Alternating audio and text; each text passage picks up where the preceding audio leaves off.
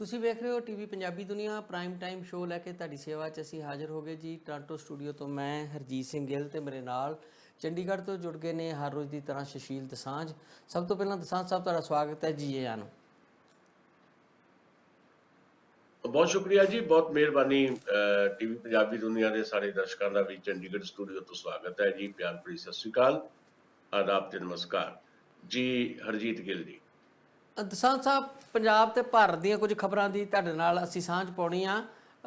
ਸਭ ਤੋਂ ਪਹਿਲੀ ਤੇ ਮੈਂ ਗੱਲ ਇਹ ਕਰਨੀ ਚਾਹੁੰਦਾ ਕਿ ਕਈ ਦਿਨਾਂ ਤੋਂ ਅਸੀਂ ਇਹ ਵੇਖ ਰਹੇ ਸੀ ਕਿ ਜਿਹੜੀ ਨਵੀਂ ਸਰਕਾਰ ਬਣੀ ਆ ਉਹਦੇ 'ਚ ਸਭ ਅੱਛਾ ਨਹੀਂ ਚੱਲ ਰਿਹਾ।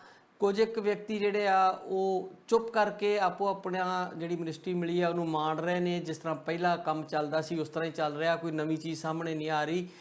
ਕੱਲ੍ਹ ਇੱਕ ਬਿਆਨ ਆਇਆ ਸੁਖਜਿੰਦਰ ਸਿੰਘ ਰੰਧਾਵਾ ਹੋਰਾਂ ਦਾ, ਜਿਨ੍ਹਾਂ ਤੋਂ ਬੜੀਆਂ ਵੱਡੀਆਂ ਉਮੀਦਾਂ ਸੀ, ਬੜੀ ਬਾਗੀ ਸੁਰ 'ਚੋਂ ਬੋਲਦੇ ਸੀ। ਮੈਂ ਕਈ ਵਾਰ ਤੁਹਾਡੇ ਨਾਲ ਜ਼ਿਕਰ ਕਰਨ ਦੀ ਕੋਸ਼ਿਸ਼ ਕੀਤੀ ਕਿ ਅੱਜ ਕੱਲ੍ਹ ਉਹ ਕਿਤੇ ਨਜ਼ਰ ਨਹੀਂ ਆਉਂਦੇ। ਜੇ ਨਜ਼ਰ ਆਉਂਦਾ ਆ ਤਾਂ ਚੰਨੀ ਹਰਾਂ ਦਾ ਨਾਂ ਬੋਲਦਾ ਇਹਨਾਂ ਗੱਲਾਂ ਕਰਕੇ ਕਿ ਉਹ ਕਦੀ ਜਲੇਬੀਆਂ ਖਾ ਲੈਂਦੇ ਨੇ ਲੰਗਰ ਤੇ ਕਦੀ ਕਿਸੇ ਨੂੰ ਸ਼ਗਨ ਦੇ ਦਿੰਦੇ ਨੇ। ਪਰ ਦੂਜੇ ਪਾਸੇ ਜਿਹੜਾ ਹੈ ਰਾਜਾ ਵੜਿੰਗ, ਉਹਦਾ ਕਿਤੇ ਨਾ ਕਿਤੇ ਨਾਂ ਜਿਹੜਾ ਉਹ ਬੋਲਦਾ ਆ ਆਪਣੇ ਕੰਮ ਕਰਨ ਦੇ ਵਿੱਚ। ਤੇ ਪਰ ਜਿਹੜੇ ਸੁਖਜਿੰਦਰ ਰੰਧਾਵਾ ਨੇ ਉਹਨਾਂ ਦਾ ਪਹਿਲੀ ਵਾਰ ਬਿਆਨ ਆਇਆ ਤੇ ਕੈਪਟਨ ਅਮਰਿੰਦਰ ਸਿੰਘ ਦੇ ਖਿਲਾਫ ਬੜਾ ਸਖਤ ਬਿਆਨ ਆਇਆ ਉਹਨਾਂ ਦਾ ਜੀ।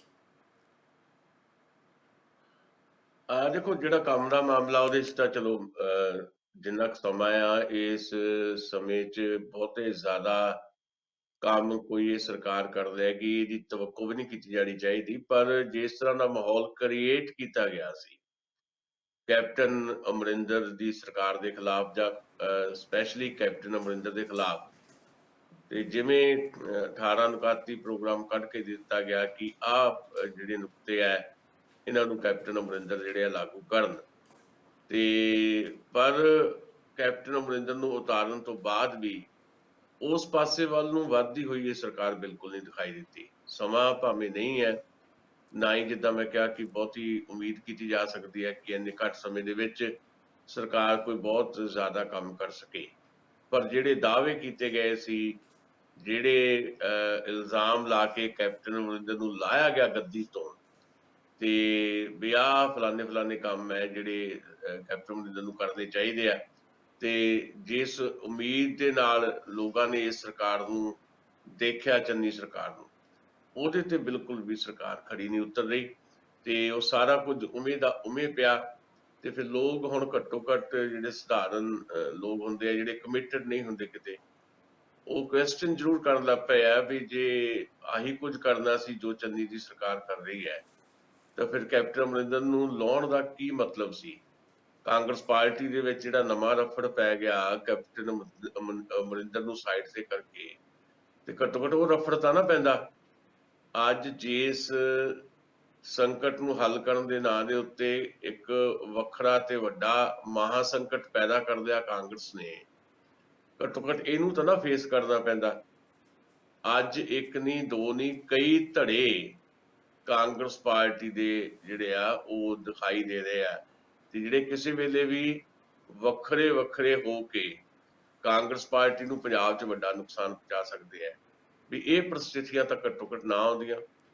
ਜੇ ਆਹੀ ਕੁਝ ਕਰਨਾ ਸੀ, ਸਿਰਫ ਚਿਹਰਾ ਹੀ ਬਦਲਣਾ ਸੀ ਤੇ ਕੰਮ ਕੋਈ ਕਰਨਾ ਨਹੀਂ ਸੀ, ਤਾਂ ਫਿਰ ਇਹ ਮੁਸੀਬਤ ਮੁੱਲ ਕਿਉਂ ਲੈ ਲਈ ਕਾਂਗਰਸ ਨੇ। ਇਹ ਜਨ ਸਧਾਰਨ ਦੇ ਵਿੱਚੋਂ ਵੀ ਇਦਾਂ ਦੀ ਆਵਾਜ਼ ਉੱਠਣ ਲੱਗ ਪਈ ਹੈ। ਦੂਜੀ ਗੱਲ ਇਹ ਹੈ ਕਿ ਵਿਅਕਤੀ ਵਿਸ਼ੇਸ਼ ਕਦੇ ਵੀ ਕੁਝ ਨਹੀਂ ਹੁੰਦਾ। ਮੈਂ ਅਕਸਰ ਕਹਿੰਦਾ ਵੀ ਕੋਈ ਬੰਦਾ ਜਿਹੜਾ ਬਦਲ ਜਾਏ ਤੇ ਤੁਸੀਂ ਉਹਦੇ ਤੋਂ ਇਹ ਉਮੀਦ ਕਰ ਲਓ ਵੀ ਇਹ ਬੰਦਾ ਆ ਗਿਆ ਤੇ ਇਹ ਸਾਰਾ ਕੁਝ ਠੀਕ ਕਰ ਦਊਗਾ, ਤਾਂ ਜਿੱਦਾਂ ਮੈਂ ਕਹਿੰਦਾ ਹੁੰਦਾ ਕਿ ਕੁਝ ਪਾਪੂਲਿਸਟ ਜਿਹੇ ਸਟੈਪ ਤਾਂ ਇਦਾਂ ਦੇ ਬੰਦੇ ਚੱਕ ਲੈਂਦੇ ਹੁੰਦੇ ਆ, ਪਰ ਸਮੁੱਚੇ ਤੌਰ ਦੇ ਉੱਤੇ ਬਦਲ ਦੇਗਾ ਕੋਈ ਇੱਕ ਵਿਅਕਤੀ ਸਾਰਾ ਕੁਝ ਇਹ ਹੁੰਦਾ ਨਹੀਂ ਹੈ। ਚਾਹੇ ਉਹ ਚੰਨੀ ਹੋਵੇ, ਚਾਹੇ ਨਵਜੋਤ ਸਿੰਘ ਸਿੱਧੂ ਕੱਲ੍ਹ ਨੂੰ ਆ ਜਾਣ, ਤੇ ਚਾਹੇ ਕੋਈ ਵੀ ਹੋਰ ਹੋਵੇ। ਚਾਹੇ ਅਸੀਂ ਦੇਖਿਆ ਕਿ ਦਿੱਲੀ ਦੇ ਵਿੱਚ ਅਰਵਿੰਦ ਕੇਜਰੀਵਾਲ ਦੀ ਸਰਕਾਰ ਹੈ, ਜੇ ਉਹ ਇਕੱਲਾ ਵਿਅਕਤੀ ਹੈ ਤੇ ਪਾਪੂਲਰ ਜਿਹੇ ਕਦਮ ਤਾਂ ਉਹਨੇ ਚੁੱਕੇ ਹੈ ਤੇ ਉਹਦੇ 'ਚ ਉਹਨੇ ਕਾਫੀ ਖੱਟੀ ਹੈ, ਪਰ ਸਮੁੱਚੇ ਤੌਰ ਦੇ ਉੱਤੇ ਕੋਈ ਤਬਦੀਲੀ ਆ ਗਈ ਹੋਵੇ ਸੁਸਾਇਟੀ ਦੇ ਵਿੱਚ, ਰਾਜਨੀਤੀ ਦੇ ਵਿੱਚ, ਜਾਂ ਆਰਥਿਕ ਢਾਂਚੇ ਦੇ ਵਿੱਚ ਉਹ ਨਹੀਂ ਦਿਖਾਈ ਦਿੰਦੀ, ਇਹ ਹੁੰਦਾ ਨਹੀਂ ਹੈ ਕਦੇ ਵੀ।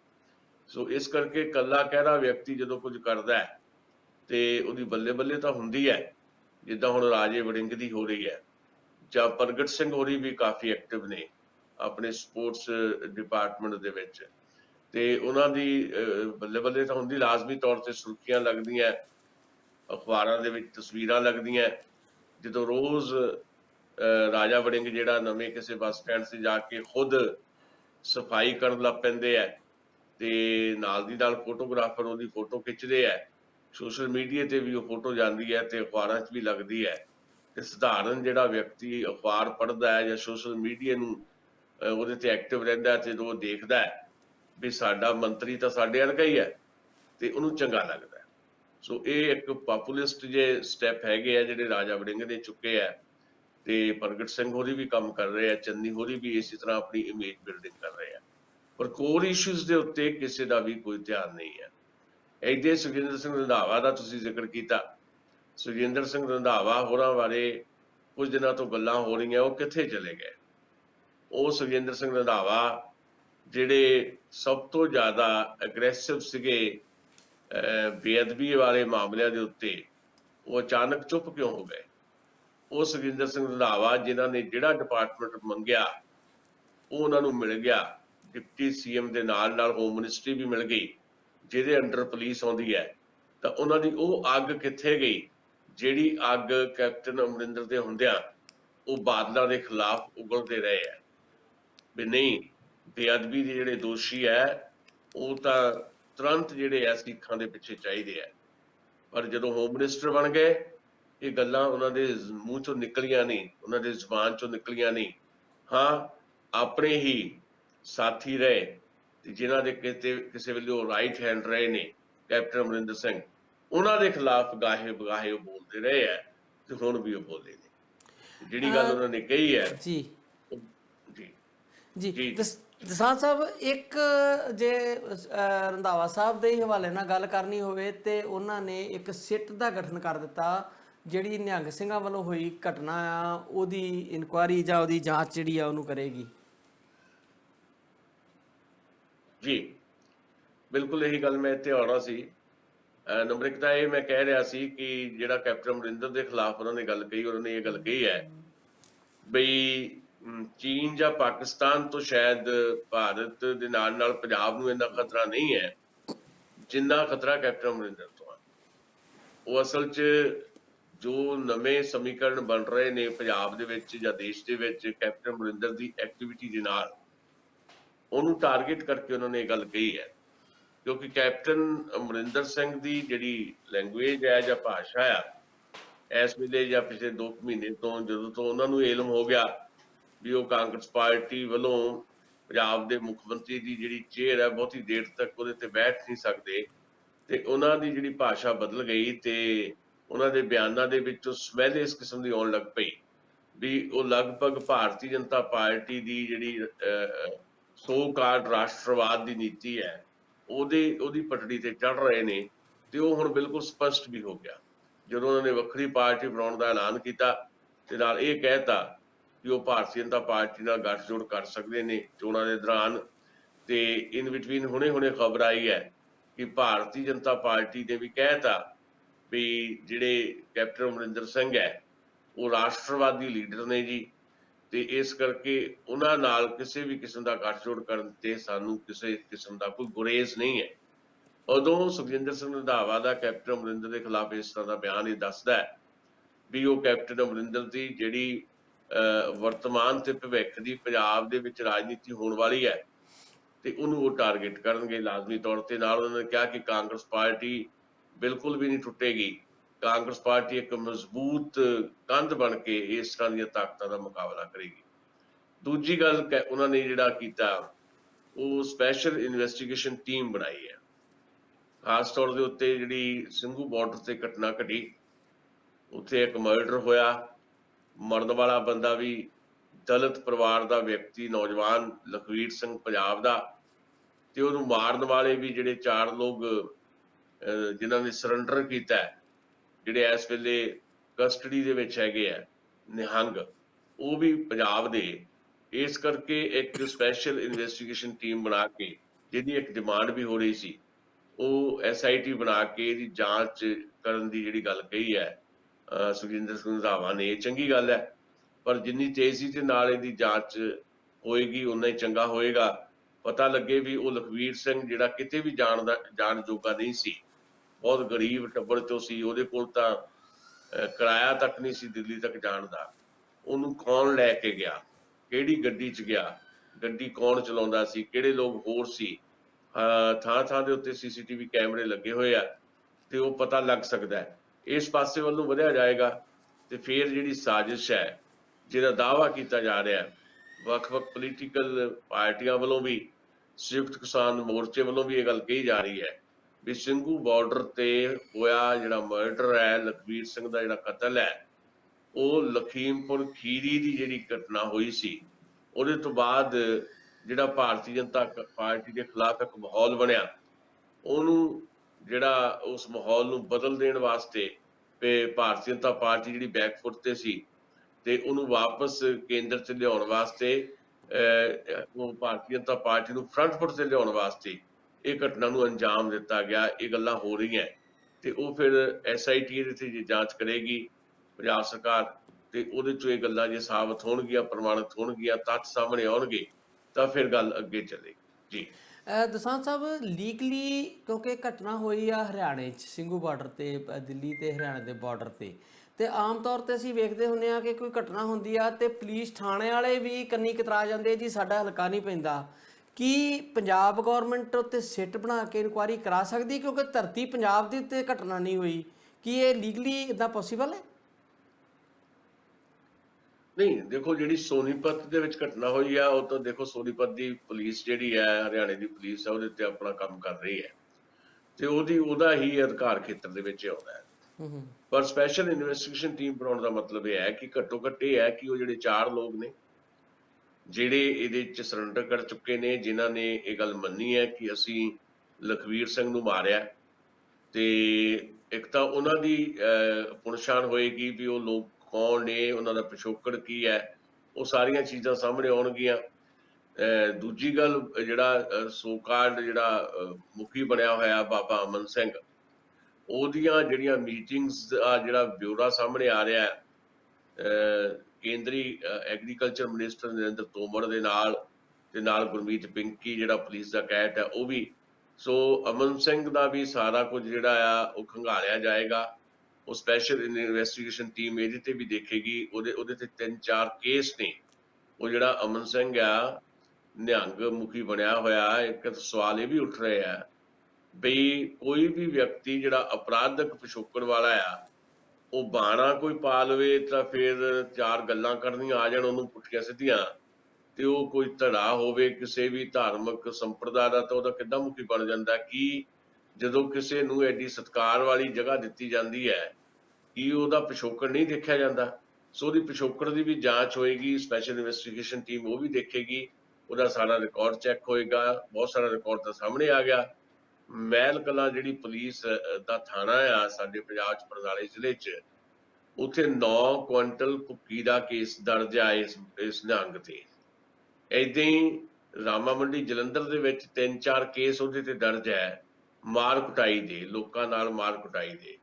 ਇਸ ਤਰ੍ਹਾਂ ਦੇ ਲੋਕ ਕਿੱਦਾਂ ਜਿਹੜੇ ਆ ਉਹ ਕਿਸੇ ਇੱਕ ਧੜੇ ਦੇ ਮੁਖੀ ਬਣ ਜਾਂਦੇ ਆ, ਤੇ ਕਿੱਦਾਂ ਉਹਨਾਂ ਦੀ ਅਪਰੋਚ ਇੱਥੇ ਤੱਕ ਚੱਲ ਜਾਂਦੀ ਹੈ ਵੀ ਉਹ ਕੇਂਦਰੀ ਐਗਰੀਕਲਚਰ ਮਿਨਿਸਟਰ ਦੇ ਨਾਲ ਮੀਟਿੰਗ ਕਰ ਲੈਣ, ਉੱਥੋਂ ਸਨਮਾਨ ਹਾਸਲ ਕਰਨ, ਉਹਨਾਂ ਨਾਲ ਲੰਚ ਕਰਨ, ਤੇ ਇਹ ਸਾਰਾ ਕੁਝ ਜਿਹੜਾ ਹੈ ਇਹ ਵੀ SIT ਦੀ ਜਾਂਚ ਦੇ ਘੇਰੇ 'ਚ ਰਹੇਗਾ। ਤੀਜੀ ਜਾਂਚ ਇਹ ਹੋਏਗੀ, ਜਿਹੜਾ ਮੈਂ ਪਹਿਲਾਂ ਵੀ ਸ਼ਾਇਦ ਕਿਹਾ, ਵੀ ਲਖਵੀਰ ਸਿੰਘ ਜਿਹੜਾ ਇੱਕ ਦਲਿਤ ਪਰਿਵਾਰ ਦਾ ਨੌਜਵਾਨ, ਜਿਹਦੇ ਪੱਲੇ ਕੁਛ ਨਹੀਂ, ਬਹੁਤ ਗਰੀਬ, ਜਿਹਦੇ ਕੋਲ ਆਪਣੇ ਪਿੰਡੋਂ ਸ਼ਹਿਰ ਜਾਣ ਤੱਕ ਦਾ ਕਿਰਾਇਆ ਨਹੀਂ, ਉਹ ਦਿੱਲੀ ਕਿੱਦਾਂ ਪਹੁੰਚ ਗਿਆ? ਉਹ ਸਾਰੀ ਜਾਂਚ ਵੀ SIT ਦੇ ਘੇਰੇ 'ਚ ਹੋਏਗੀ ਵੀ ਕਿਹੜੇ ਲੋਕ ਨੇ ਇਹਦੇ ਪਿੱਛੇ, ਕੌਣ ਲੋਕ ਆਏ, ਉਹਨੂੰ ਲੈ ਕੇ ਗਏ। ਕਿਉਂਕਿ ਇੱਕ ਹੋਰ ਨਵੀਂ ਵੀਡੀਓ ਆ ਗਈ ਲਖਵੀਰ ਸਿੰਘ ਦੀ ਮਰਨ ਤੋਂ ਪਹਿਲਾਂ ਦੀ, 45 ਸੈਕਿੰਡ ਦੀ ਉਹ ਵੀਡੀਓ ਆ, ਜਿਹਦੇ 'ਚ ਉਹ ਇਹ ਗੱਲ ਕਹਿ ਰਿਹਾ ਵੀ ਮੈਨੂੰ 30,000 ਰੁਪਇਆ ਦਿੱਤਾ ਗਿਆ, ਤੇ ਮੇਰੇ ਨਾਲ ਦੇ ਕੁਝ ਹੋਰ ਬੰਦਿਆਂ ਨੂੰ ਵੀ ਪੈਸੇ ਦਿੱਤੇ ਗਏ ਨੇ। ਉਹ 30,000 ਰੁਪਇਆ ਕਿਹਨੇ ਦਿੱਤਾ ਉਹਨੂੰ? ਇਹ ਸਾਰੀਆਂ ਚੀਜ਼ਾਂ ਜਾਂਚ ਦੇ ਘੇਰੇ 'ਚ ਰਹਿਣਗੀਆਂ। ਸੋ ਪੰਜਾਬ ਦੀ ਜਿਹੜੀ SIT ਹੈ ਜਾਂ ਹੋਮ ਮਿਨਿਸਟਰੀ ਨੇ ਜਾਂ ਪੰਜਾਬ ਗਵਰਨਮੈਂਟ ਨੇ ਜਿਹੜੀ SIT ਬਣਾਈ ਹੈ, ਉਹਦੇ ਜਾਂਚ ਦੇ ਘੇਰੇ 'ਚ ਇਹ ਸਾਰੇ ਜਿਹੜੀਆਂ ਚੀਜ਼ਾਂ ਰਹਿਣਗੀਆਂ। ਪੰਜਾਬ ਦੇ ਨਾਲ ਰਿਲੇਟਡ ਜਿਹੜੀਆਂ ਚੀਜ਼ਾਂ ਨੇ ਜਾਂ ਪੰਜਾਬ 'ਚ ਹੋਇਆ ਵਾਪਰਿਆ ਜਾਂ ਇਸ ਘਟਨਾ ਤੋਂ ਪਹਿਲਾਂ ਦੀ ਜਿਹੜੀ ਜ਼ਮੀਨ ਤਿਆਰ ਹੋਈ ਹੈ ਪੰਜਾਬ ਦੇ ਵਿੱਚ, ਉਹਦੇ ਕਿਹੜੇ ਐਪੀਸੋਡ ਨੇ ਇੱਥੇ, ਉਹ ਸ਼ਾਇਦ ਇਸ ਜਾਂਚ ਦੇ ਘੇਰੇ 'ਚ ਰਹੇਗਾ ਤੇ ਜਿਹਦੇ ਤੋਂ ਇਹ ਤੱਥ ਇਕੱਠੇ ਕਰਨ ਦੀ ਕੋਸ਼ਿਸ਼ ਹੋਏਗੀ। ਪੰਜਾਬ ਸਰਕਾਰ ਨੇ ਜਿਹੜੀ ਗੱਲ ਕਹੀ ਹੈ, ਪੰਜਾਬ ਸਰਕਾਰ ਨੇ ਵੀ ਇਹ ਗੱਲ ਕਹੀ ਹੈ ਕਿ ਭਾਰਤੀ ਜਨਤਾ ਪਾਰਟੀ ਜਿਹੜੀ ਹੈ ਉਹ ਕਿਸਾਨ ਅੰਦੋਲਨ ਨੂੰ ਤੋੜਨ ਦੀ ਕੋਸ਼ਿਸ਼ 'ਚ ਹੈ, ਉਹਨੂੰ ਨਾਕਾਮ ਕਰਨ ਦੀ ਕੋਸ਼ਿਸ਼ ਦੇ ਵਿੱਚ ਹੈ, ਜਿਹਦੇ ਸਿੱਟੇ ਦੇ ਤੌਰ ਦੇ ਉੱਤੇ ਘਟਨਾ ਸਾਹਮਣੇ ਆਈ।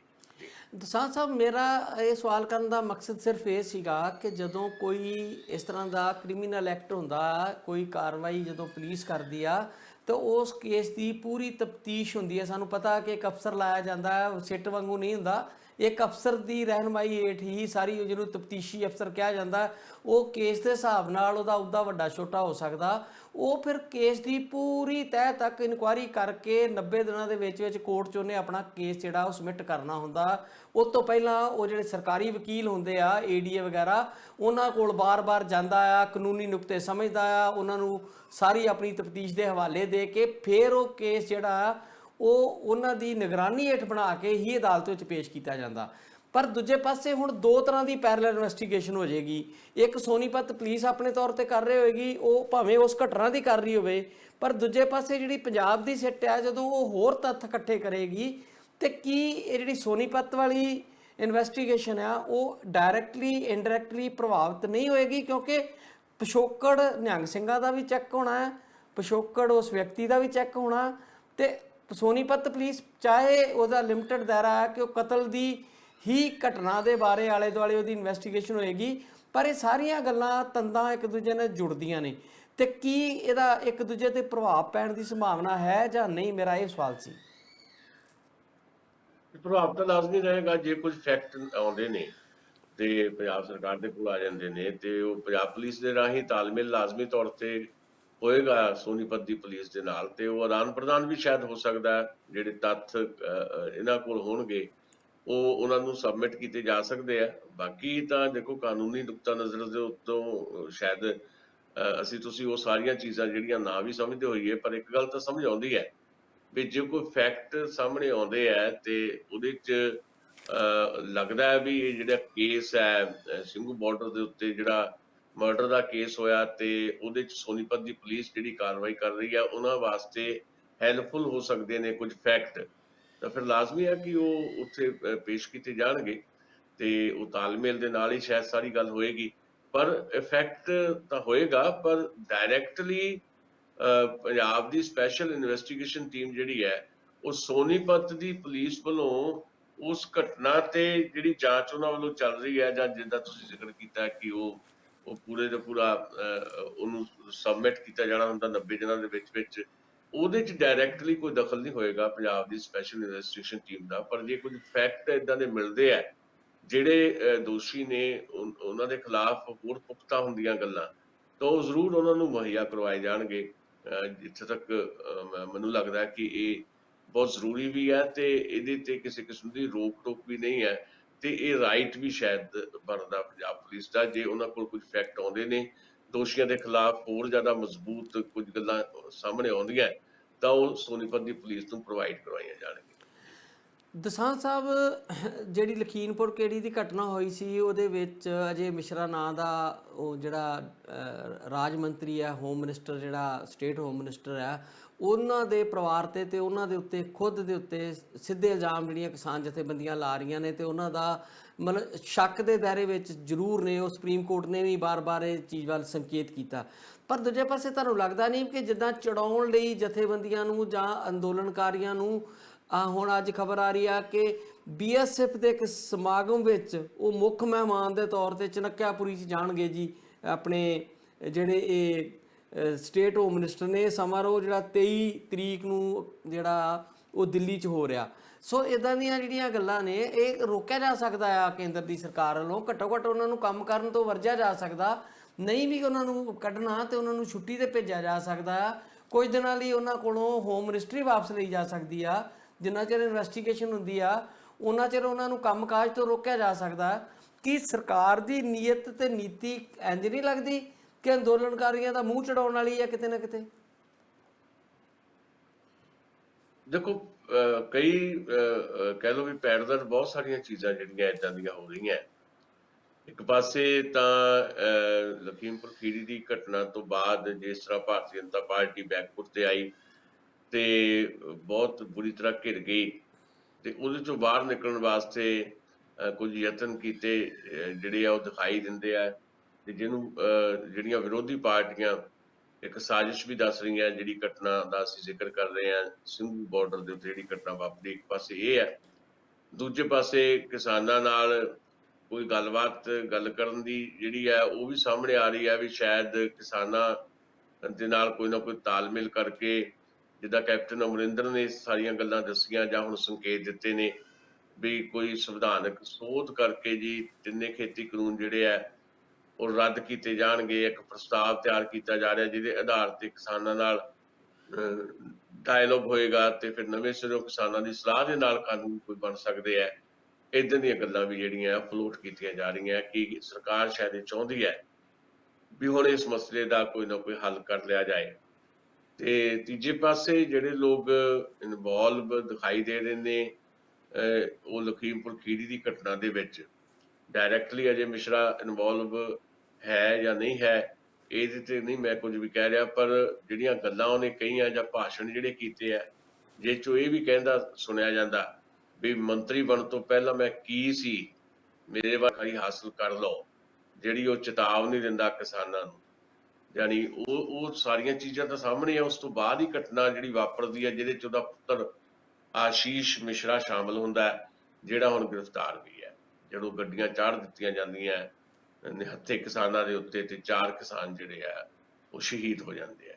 ਤੇ ਇਦਾਂ ਦੇ ਬੰਦੇ ਨੂੰ ਡਿਸਮਿਸ ਦਾ ਕੀ ਕਰਨਾ, ਸਸਪੈਂਡ ਦਾ ਕੀ ਕਰਨਾ, ਛੁੱਟੀ ਤੇ ਤਾਂ ਕੀ ਭੇਜਣਾ, ਉਹਦੀ ਐਕਟੀਵਿਟੀ ਵੀ ਨਹੀਂ ਰੋਕੀ ਜਾਂਦੀ, ਸਗੋਂ ਉਹਦੇ ਵਾਸਤੇ ਉਚੇਚ ਕਰਕੇ ਐਕਟੀਵਿਟੀਜ਼ ਜਿਹੜੀਆਂ ਕ੍ਰੀਏਟ ਕੀਤੀਆਂ ਜਾਂਦੀਆਂ। ਜਿਵੇਂ ਤੁਸੀਂ ਦੱਸਿਆ ਵੀ BSF ਦਾ ਕੋਈ ਸਥਾਪਨਾ ਦਿਵਸ ਹੈ ਤੇ ਉੱਥੇ ਚੀਫ ਗੈਸਟ ਦੇ ਤੌਰ ਦੇ ਉੱਤੇ ਸਟੇਟ ਹੋਮ ਮਿਨਿਸਟਰ ਅਜੇ ਮਿਸ਼ਰਾ ਜਿਹੜੇ ਆ ਉਹ ਜਾ ਰਹੇ ਆ। ਇਹ ਸੱਚਮੁੱਚ ਗੱਲ ਤੁਹਾਡੀ ਦਰੁਸਤ ਹੈ ਵੀ ਇਹ ਚੜਾਉਣ ਵਾਲੀ ਗੱਲ ਹੈ। ਜਦੋਂ ਕਿਸਾਨ ਜਿਹੜੇ ਆ ਉਹ ਇਹ ਮੰਗ ਕਰ ਰਹੇ ਹੋਣ ਕਿ ਇਹ ਬੰਦਾ ਬਰਖਾਸਤ ਹੋਣਾ ਚਾਹੀਦਾ ਹੈ ਵੀ ਕਿਉਂਕਿ ਐਜ਼ ਏ ਗ੍ਰਹਿ ਰਾਜ ਮੰਤਰੀ ਹੁੰਦਿਆਂ ਇਹ ਸਬੂਤਾਂ ਨਾਲ ਛੇੜਛਾੜ ਵੀ ਕਰ ਸਕਦਾ ਹੈ, ਕੇਸ ਨੂੰ ਪ੍ਰਭਾਵਿਤ ਵੀ ਕਰ ਸਕਦਾ ਹੈ ਬਹੁਤ ਬੁਰੀ ਤਰ੍ਹਾਂ। ਉਹਨੂੰ ਬਰਖਾਸਤ ਜਾਂ ਡਿਸਮਿਸ ਕਰਨ ਦੀ ਥਾਂ ਦੇ ਉੱਤੇ, ਸਰਕਾਰ ਤੋਂ ਬਾਹਰ ਕਰਨ ਦੀ ਥਾਂ ਦੇ ਉੱਤੇ ਉਹਨੂੰ ਚੀਫ ਗੈਸਟ ਬਣਾਇਆ ਜਾ ਰਿਹਾ BSF ਦੇ ਇੱਕ ਵੱਡੇ ਸਮਾਗਮ ਦੇ ਵਿੱਚ। ਇਹ ਤਾਂ ਸਿੱਧੇ ਤੌਰ ਦੇ ਉੱਤੇ ਚੜਾਉਣ ਵਾਲੀ ਕੋਈ ਗੱਲ ਹੈ ਜਿਹੜਾ ਲਫ਼ਜ਼ ਤੁਸੀਂ ਵਰਤਿਆ। ਉਹਨਾਂ ਕਿਸਾਨਾਂ ਨੂੰ ਜਿਹੜੇ ਕਿਸਾਨ 2 ਦਿਨ ਪਹਿਲਾਂ ਹੀ ਹਾਲੇ ਰੇਲਵੇ ਦਾ ਇੱਕ ਐਕਸ਼ਨ ਜਿਹੜਾ ਕਰਕੇ ਹਟੇ ਹੈ, ਰੇਲ ਗੱਡੀਆਂ ਦਾ ਚੱਕਾ ਜਾਮ ਕਰਕੇ ਹਟੇ 6 ਘੰਟੇ ਦੇਸ਼ ਭਰ ਦੇ ਵਿੱਚ, ਇਸੇ ਮੰਗ ਨੂੰ ਲੈ ਕੇ ਕਿ ਗ੍ਰਹਿ ਰਾਜ ਮੰਤਰੀ ਜਿਹੜਾ ਆ ਉਹਨੂੰ ਵਾਪਸ ਕਰੋ, ਸਰਕਾਰ ਤੋਂ ਬਾਹਰ ਕਰੋ। ਉਹਨੂੰ ਤੁਸੀਂ ਬਾਹਰ ਤੱਕ ਕੀ ਕਰਨਾ, ਚੀਫ ਗੈਸਟ ਬਣਾਉਂਦੇ ਹੋ। ਸਿੱਧੇ ਤੌਰ ਦੇ ਉੱਤੇ ਚੈਲੰਜ ਹੈ ਕਿਸਾਨ ਜਥੇਬੰਦੀਆਂ ਨੂੰ ਵੀ, ਲੜ ਰਹੇ ਲੋਕਾਂ ਨੂੰ ਵੀ, ਤੇ ਨਾਲ ਦੀ ਨਾਲ ਚੜਾਉਣ ਵਾਲੀ ਗੱਲ ਜੀ। ਦਸਾਂਝ ਸਾਹਿਬ, ਸਮੁੱਚੀ ਕਾਂਗਰਸ ਦੀ ਲੀਡਰਸ਼ਿਪ, ਚਾਹੇ ਉਹ ਪ੍ਰਿੰਕਾ ਗਾਂਧੀ ਹੋਣ ਜਾਂ ਰਾਹੁਲ ਗਾਂਧੀ ਜਾਂ ਉਹਨਾਂ ਦੀ ਕੇਂਦਰੀ ਲੀਡਰਸ਼ਿਪ ਜਾਂ ਸਟੇਟ ਦੀ ਲੀਡਰਸ਼ਿਪ ਪੰਜਾਬ ਦੀ, ਸਣੇ ਕੈਪਟਨ ਦੇ, ਉਹ ਕਹਿੰਦੇ ਰਹੇ ਆ ਕਿ ਅਸੀਂ ਕਿਸਾਨ ਅੰਦੋਲਨ ਦੇ ਹਮਾਇਤੀ ਹਾਂ ਤੇ ਜੇ ਅਸੀਂ ਚਾਹੁੰਦੇ ਤੇ ਕਿਸਾਨ ਅੰਦੋਲਨ ਦਿੱਲੀ ਜਾ ਹੀ ਨਹੀਂ ਸੀ ਸਕਦਾ। ਅਮਰਿੰਦਰ ਸਿੰਘ ਦਾ ਵੀ ਬਿਆਨ ਆਇਆ ਸੀ।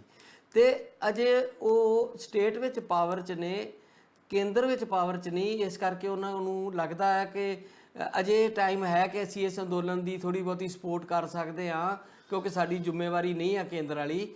ਪਰ ਨਾਲ ਦੀ ਨਾਲ ਉਹਨਾਂ ਦਾ ਦੂਜਾ ਚਿਹਰਾ ਸਾਹਮਣੇ ਆਉਂਦਾ ਹੈ। ਅੱਜ ਜਦੋਂ ਭੋਆ ਵਿਧਾਨ ਸਭਾ ਹਲਕਾ, ਉੱਥੋਂ ਦਾ ਇੱਕ ਵਿਧਾਇਕ ਹੈ, ਇੱਕ ਨੌਜਵਾਨ ਬੱਚੇ ਨੇ ਕੋਈ ਕੁਐਸਚਨ ਕਰ ਲਿਆ ਤੇ ਜਿਸ ਤਰੀਕੇ ਨਾਲ ਉਹਦਾ ਬਿਹੇਵ ਹੁੰਦਾ ਉਹਦੇ ਵੱਲੋਂ ਤੇ ਉਹਦੇ ਸਿਕਿਉਰਿਟੀ ਦੇ ਜਿਹੜੇ ਲੋਕ ਨੇ ਉਹਨਾਂ ਵੱਲੋਂ, ਉਹ ਬਹੁਤ ਹੀ ਮੰਦਭਾਗਾ। ਸੁਖਜਿੰਦਰ ਸਿੰਘ ਰੰਧਾਵਾ ਨੇ ਵੀ ਉਸ ਬਿਆਨ ਨੂੰ ਕਿਹਾ ਕਿ ਇਸ ਤਰ੍ਹਾਂ ਨਹੀਂ ਸੀ ਹੋਣਾ ਚਾਹੀਦਾ। ਪਰ ਜਿਹੜਾ ਇਹ ਰੂਪ ਹੈ ਨਾ ਪੋਲੀਟੀਕਲ ਲੋਕਾਂ ਦਾ, ਪਾਰਟੀ ਚਾਹੇ ਕੋਈ ਵੀ ਹੋਵੇ, ਲਗਭਗ ਕਹਿੰਦੇ ਹੁੰਦੇ ਆ ਨਾ ਕਿ ਇਹ ਸਾਰੇ ਚੱਠੇ ਵੱਟੇ ਇੱਕੋ ਜਿਹੇ ਨੇ ਸਾਰੇ। ਸੋ ਇਹ ਜਿਹੜੀ ਘਟਨਾ ਹੋਈ ਆ, ਇਹ ਪੰਜਾਬ ਕਾਂਗਰਸ ਦੇ ਇਹ ਕਹਿਣ ਨੂੰ ਕਿ ਅਸੀਂ ਕਿਸਾਨਾਂ ਨਾਲ ਖੜੇ ਆ, ਤੇ ਕਿਸਾਨਾਂ ਵੱਲੋਂ ਜੇ ਕੋਈ ਸਵਾਲ ਪੁੱਛਦਾ ਤੇ ਉਹਦੇ ਨਾਲ ਇਹੋ ਜਿਹਾ ਦੁਰਵਿਹਾਰ ਕਰਦੇ ਆ, ਤੇ ਫਿਰ ਇਹਨੂੰ ਕੀ ਗਿਣਿਆ ਜਾਵੇ, ਕੀ ਕਿਹਾ ਜਾਵੇ? ਦੇਖੋ, ਮੈਨੂੰ ਲੱਗਦਾ ਹੈ ਕਿ ਜੇ ਸੱਚਮੁੱਚ ਜਿਸ ਤਰ੍ਹਾਂ ਦਾ ਇੱਕ ਜਿਹੜਾ ਮੋਹਰਾ ਚਰਨਜੀਤ ਸਿੰਘ ਚੰਨੀ ਹੋਰੀ ਸਰਕਾਰ ਦਾ ਬਣਾਉਣ ਲੱਗੇ ਹੋਏ ਆ, ਜਾਂ ਰਾਜਾ ਵੜਿੰਗ ਜਾਂ ਪ੍ਰਗਟ ਸਿੰਘ ਜਿਹਦੀ ਚਰਚਾ ਅਸੀਂ ਕੀਤੀ ਹੈ, ਜੇ ਇਸ ਤਰ੍ਹਾਂ ਦਾ ਇਮੇਜ ਬਿਲਡਿੰਗ ਜਿਹੜੀ ਉਹ ਕਰਨ ਤੁਰੇ ਹੋਏ ਆ, ਉਹਦੇ ਦੌਰਾਨ ਹੀ ਇਦਾਂ ਦੀ ਘਟਨਾ ਵਾਪਰ ਜਾਏ ਕਿ ਤੁਹਾਡਾ ਭੋਆ ਤੋਂ ਵਿਧਾਇਕ ਜੋਗਿੰਦਰਪਾਲ ਉਹ ਇੱਕ ਜਨਤਕ ਸਮਾਗਮ ਦੇ ਵਿੱਚ ਜਦੋਂ ਗੱਲ ਕਰ ਰਿਹਾ ਹੈ ਤੇ ਕੋਈ ਇੱਕ ਬੱਚਾ ਨੌਜਵਾਨ ਵੀ, ਕੋਈ ਬਹੁਤ ਜ਼ਿਆਦਾ ਕੋਈ ਉਮਰ ਦਾ ਨੌਜਵਾਨ ਨਹੀਂ ਸੀ ਉਹ, ਜਿਹਦੇ ਨਾਲ ਮਾਰ ਕੁਟਾਈ ਹੋਈ ਹੈ। ਮੇਰਾ ਖਿਆਲ 20-22 ਸਾਲ ਦਾ ਉਹ ਮੁੰਡਾ ਸੀ। ਉਹਨੇ ਕੋਈ ਪਿੱਛੋਂ ਸਵਾਲ ਕੀਤਾ ਤੇ ਉਹਨੂੰ ਅੱਗੇ ਬੁਲਾ ਲਿਆ ਗਿਆ। ਅੱਗੇ ਬੁਲਾ ਕੇ ਜਿਹੜਾ ਮਾਈਕ ਫੜਿਆ ਸੀ ਜੋਗਿੰਦਰਪਾਲ ਨੇ, ਜਿੱਥੇ ਉਹ ਬੋਲ ਰਿਹਾ ਸੀ, ਉਹਨੂੰ ਮਾਈਕ ਫੜਾਇਆ। ਉਹਨੂੰ ਤਾਂ ਲੱਗਾ ਵੀ ਮੈਨੂੰ ਮਾਈਕ ਦੇ ਰਿਹਾ, ਵੀ ਹਾਂ ਮੈਂ ਤੋਂ ਸਵਾਲ ਜਿਹੜਾ ਮੈਂ ਕਰ ਰਿਹਾ, ਉਹ ਕਹਿ ਰਿਹਾ ਵੀ ਦੱਸ ਵੀ ਕੀ ਕਹਿਣਾ ਚਾਹੁੰਦਾ। ਮਾਈਕ ਫੜਾਇਆ, ਪਰ ਉਹ ਹਜੇ ਬੋਲਿਆ, ਉਹਦੇ ਮੂੰਹ 'ਚ ਇੱਕ ਲਫ਼ਜ਼ ਵੀ ਨਹੀਂ ਨਿਕਲਿਆ ਤੇ ਉਹਨੇ ਥੱਪੜਾਂ ਦੀ ਬਰਸਾਤ ਕਰ ਦਿੱਤੀ ਜੋਗਿੰਦਰਪਾਲ ਨੇ। ਸਾਰੀ ਸਾਡੇ ਦੇਖਣ ਸੁਣਨ ਵਾਲੇ ਜਿਹੜੇ ਉਹਨਾਂ ਨੇ ਸ਼ਾਇਦ ਉਹ ਵੀਡੀਓ ਦੇਖੀ ਹੋਏਗੀ, ਨਹੀਂ ਤਾਂ ਉਹ ਦੇਖ ਲੈਣ। ਤੇ ਉਹਦੇ ਥੱਪੜਾਂ ਦੀ ਬਰਸਾਤ ਜਦੋਂ ਉਹਨੇ ਕੀਤੀ, ਉਹਦੇ ਨਾਲ ਦੀ ਨਾਲ ਇਹ ਨਹੀਂ ਹੈ ਕਿ ਥੱਪੜ ਮਾਰ ਕੇ ਉਹ ਰੁਕ ਗਿਆ, ਉਹ ਮਤਲਬ ਕੋਡਾ ਉਹਨੂੰ ਕਰ ਲਿਆ। ਤੇ ਜਿਹੜੇ ਨਾਲ ਉੱਥੇ ਲੋਕ ਖੜੇ ਸੀਗੇ ਉਹਦੇ ਹਮਾਇਤੀ, ਉਹਨਾਂ ਨੇ ਵੀ ਉਹਨੂੰ ਕੁੱਟਣਾ ਸ਼ੁਰੂ ਕਰਤਾ। ਪੁਲਿਸ ਮੁਲਾਜ਼ਮਾਂ ਨੇ ਵੀ ਕੁੱਟਣਾ ਸ਼ੁਰੂ ਕਰ ਦਿੱਤਾ। ਤੇ ਉਹ ਜੋਗਿੰਦਰਪਾਲ ਜਿਹੜਾ ਐਮਐਲਏ, ਉਹ ਵੀ ਨਹੀਂ ਰੁਕਿਆ, ਉਲਟਾ ਉਹ ਜਿਹੜਾ ਉਹਦੀ ਢੂਈ 'ਚ ਕੂਣੀਆਂ ਮਾਰਨ ਲੱਗ ਪਿਆ ਬਹੁਤ ਜ਼ੋਰ ਦੇ ਨਾਲ। ਸੋ ਕਾਫੀ ਬੁਰੀ ਤਰ੍ਹਾਂ ਉਸ ਨੌਜਵਾਨ ਨੂੰ ਕੁੱਟਿਆ ਗਿਆ। ਇਹ ਘਟਨਾ ਨੂੰ ਦੇਖੋ, ਠੀਕ ਹੈ, ਇੱਥੇ ਨੌਜਵਾਨ ਜਿਹੜਾ ਆ ਜਿਉਂਦਾ ਜਾਗਦਾ ਹਾਲੇ, ਪਰ ਇਹ ਘਟਨਾ ਨੂੰ ਜੇ ਦੇਖਣਾ ਹੋਵੇ ਤੇ ਸਿੰਘੂ ਬਾਰਡਰ ਵਾਲੀ ਜਿਹੜੀ ਘਟਨਾ ਨਿਹੰਗਾਂ ਨੇ ਕੀਤੀ, ਉਹਦੇ ਤੋਂ ਕੀ ਵੱਖਰਾ ਇਹਦੇ 'ਚ? ਉੱਥੇ ਬੰਦਾ ਮਰ ਗਿਆ, ਉਹਦੀ ਲੱਤ ਵੱਢਤੀ, ਉਹਦੀ ਬਾਂਹ ਵੱਢਤੀ ਤੇ ਉਹਨੂੰ ਬੈਰੀਕੇਡ ਤੇ ਟੰਗਤਾ। ਆ ਜਿਹੜੀ ਘਟਨਾ ਜੋਗਿੰਦਰਪਾਲ ਨੇ ਐਜ਼ ਏ ਐਮਐਲਏ ਹੁੰਦਿਆਂ ਲੋਕਾਂ ਦਾ ਨੁਮਾਇੰਦਾ ਕਾਹਦਾ, ਜੇ ਲੋਕਾਂ ਨੂੰ ਕੁੱਟਣ ਲੱਗ ਪਵੇ ਤੇ ਆਪ ਕੁੱਟਣ ਲੱਗ ਪਵੇ, ਨਾਲ ਉਹਦੀ ਸਿਕਿਉਰਿਟੀ ਮੁਲਾਜ਼ਮ ਕੁੱਟਣ ਲੱਗ ਪੈਣ, ਉਹਦੇ ਜਿਹੜੇ 100 ਕਾਰਡ ਉੱਥੇ ਭਗਤ ਖੜੇ ਉਹ ਵੀ ਕੁੱਟਣ ਲੱਗ ਪੈਣ ਇੱਕ ਨਿਹੱਤੇ ਨੌਜਵਾਨ ਨੂੰ। ਜਿਸ ਢੰਗ ਨਾਲ ਉਹ ਕੁੱਟ ਰਿਹਾ ਸੀ, ਇਸ ਨੌਜਵਾਨ ਦੀ ਜਾਨ ਵੀ ਤਾਂ ਜਾਣੀ ਚਾਹੀਦੀ ਸੀ ਨਾ। ਤੇ ਇਹ ਘਟਨਾ ਜਿਹੜੀ ਹੈ ਉਸ ਪਾਸੇ ਵੱਲ ਨੂੰ ਵੱਧਦੀ ਹੈ। ਇੱਕ ਪਾਸੇ ਨਿਹੰਗ ਜਥੇਬੰਦੀਆਂ ਦਾ ਆਤੰਕ ਜਾਂ ਦਹਿਸ਼ਤਗਰਦ, ਕਾਨੂੰਨ ਤੋਂ ਉੱਪਰ ਜਾ ਕੇ, ਕਾਨੂੰਨ ਤੋਂ ਬਾਹਰ ਜਾ ਕੇ ਤੇ ਇਸ ਤਰ੍ਹਾਂ ਦੀ ਘਟਨਾ ਨੂੰ ਅੰਜਾਮ ਦੇਣਾ। ਦੂਜੇ ਪਾਸੇ ਇੱਕ ਚੁਣੇ ਹੋਏ ਵਿਧਾਇਕ ਵੱਲੋਂ, ਹੋ ਸਕਦਾ ਉਸ ਨੌਜਵਾਨ ਨੇ ਵੋਟ ਵੀ ਜੋਗਿੰਦਰਪਾਲ ਨੂੰ ਪਾਈ ਹੋਵੇ, ਜਿਹਨੇ ਉਹਨੂੰ ਵੋਟ ਪਾਈ ਉਹਦੇ ਨਾਲ ਇਸ ਤਰ੍ਹਾਂ ਦਾ ਵਿਹਾਰ ਇੱਕ ਉਹਦੇ ਤੋਂ ਵੱਖਰਾ ਨਹੀਂ ਹੈ। ਇਹ ਵੀ ਤਾਲਿਬਾਨੀ ਵਿਹਾਰ ਹੈ ਵੀ ਤੁਸੀਂ ਸਵਾਲ ਕਰੋ ਤੇ ਤੁਹਾਡੀ ਹਿੰਮਤ ਕਿੱਦਾਂ ਹੋਈ ਸਵਾਲ ਕਰਨ ਦੀ, ਨਾਲ ਦੀ ਨਾਲ ਸਬਕ ਸਿਖਾ ਦਿਓ ਬੰਦੇ ਨੂੰ। ਸੋ ਮੈਨੂੰ ਲੱਗਦਾ ਹੈ ਕਿ ਜਿਹੜਾ ਸੁਖਵਿੰਦਰ ਰੰਧਾਵਾ ਦਾ ਇਹ ਕਹਿਣਾ ਵੀ ਐਮਐਲਏ ਦਾ ਜਿਹੜਾ ਵਿਹਾਰ ਹੈ ਉਹ ਠੀਕ ਨਹੀਂ ਹੈ, ਇੱਥੇ ਤੱਕ ਗੱਲ ਸੀਮਤ ਕਿਉਂ ਰਵੇ?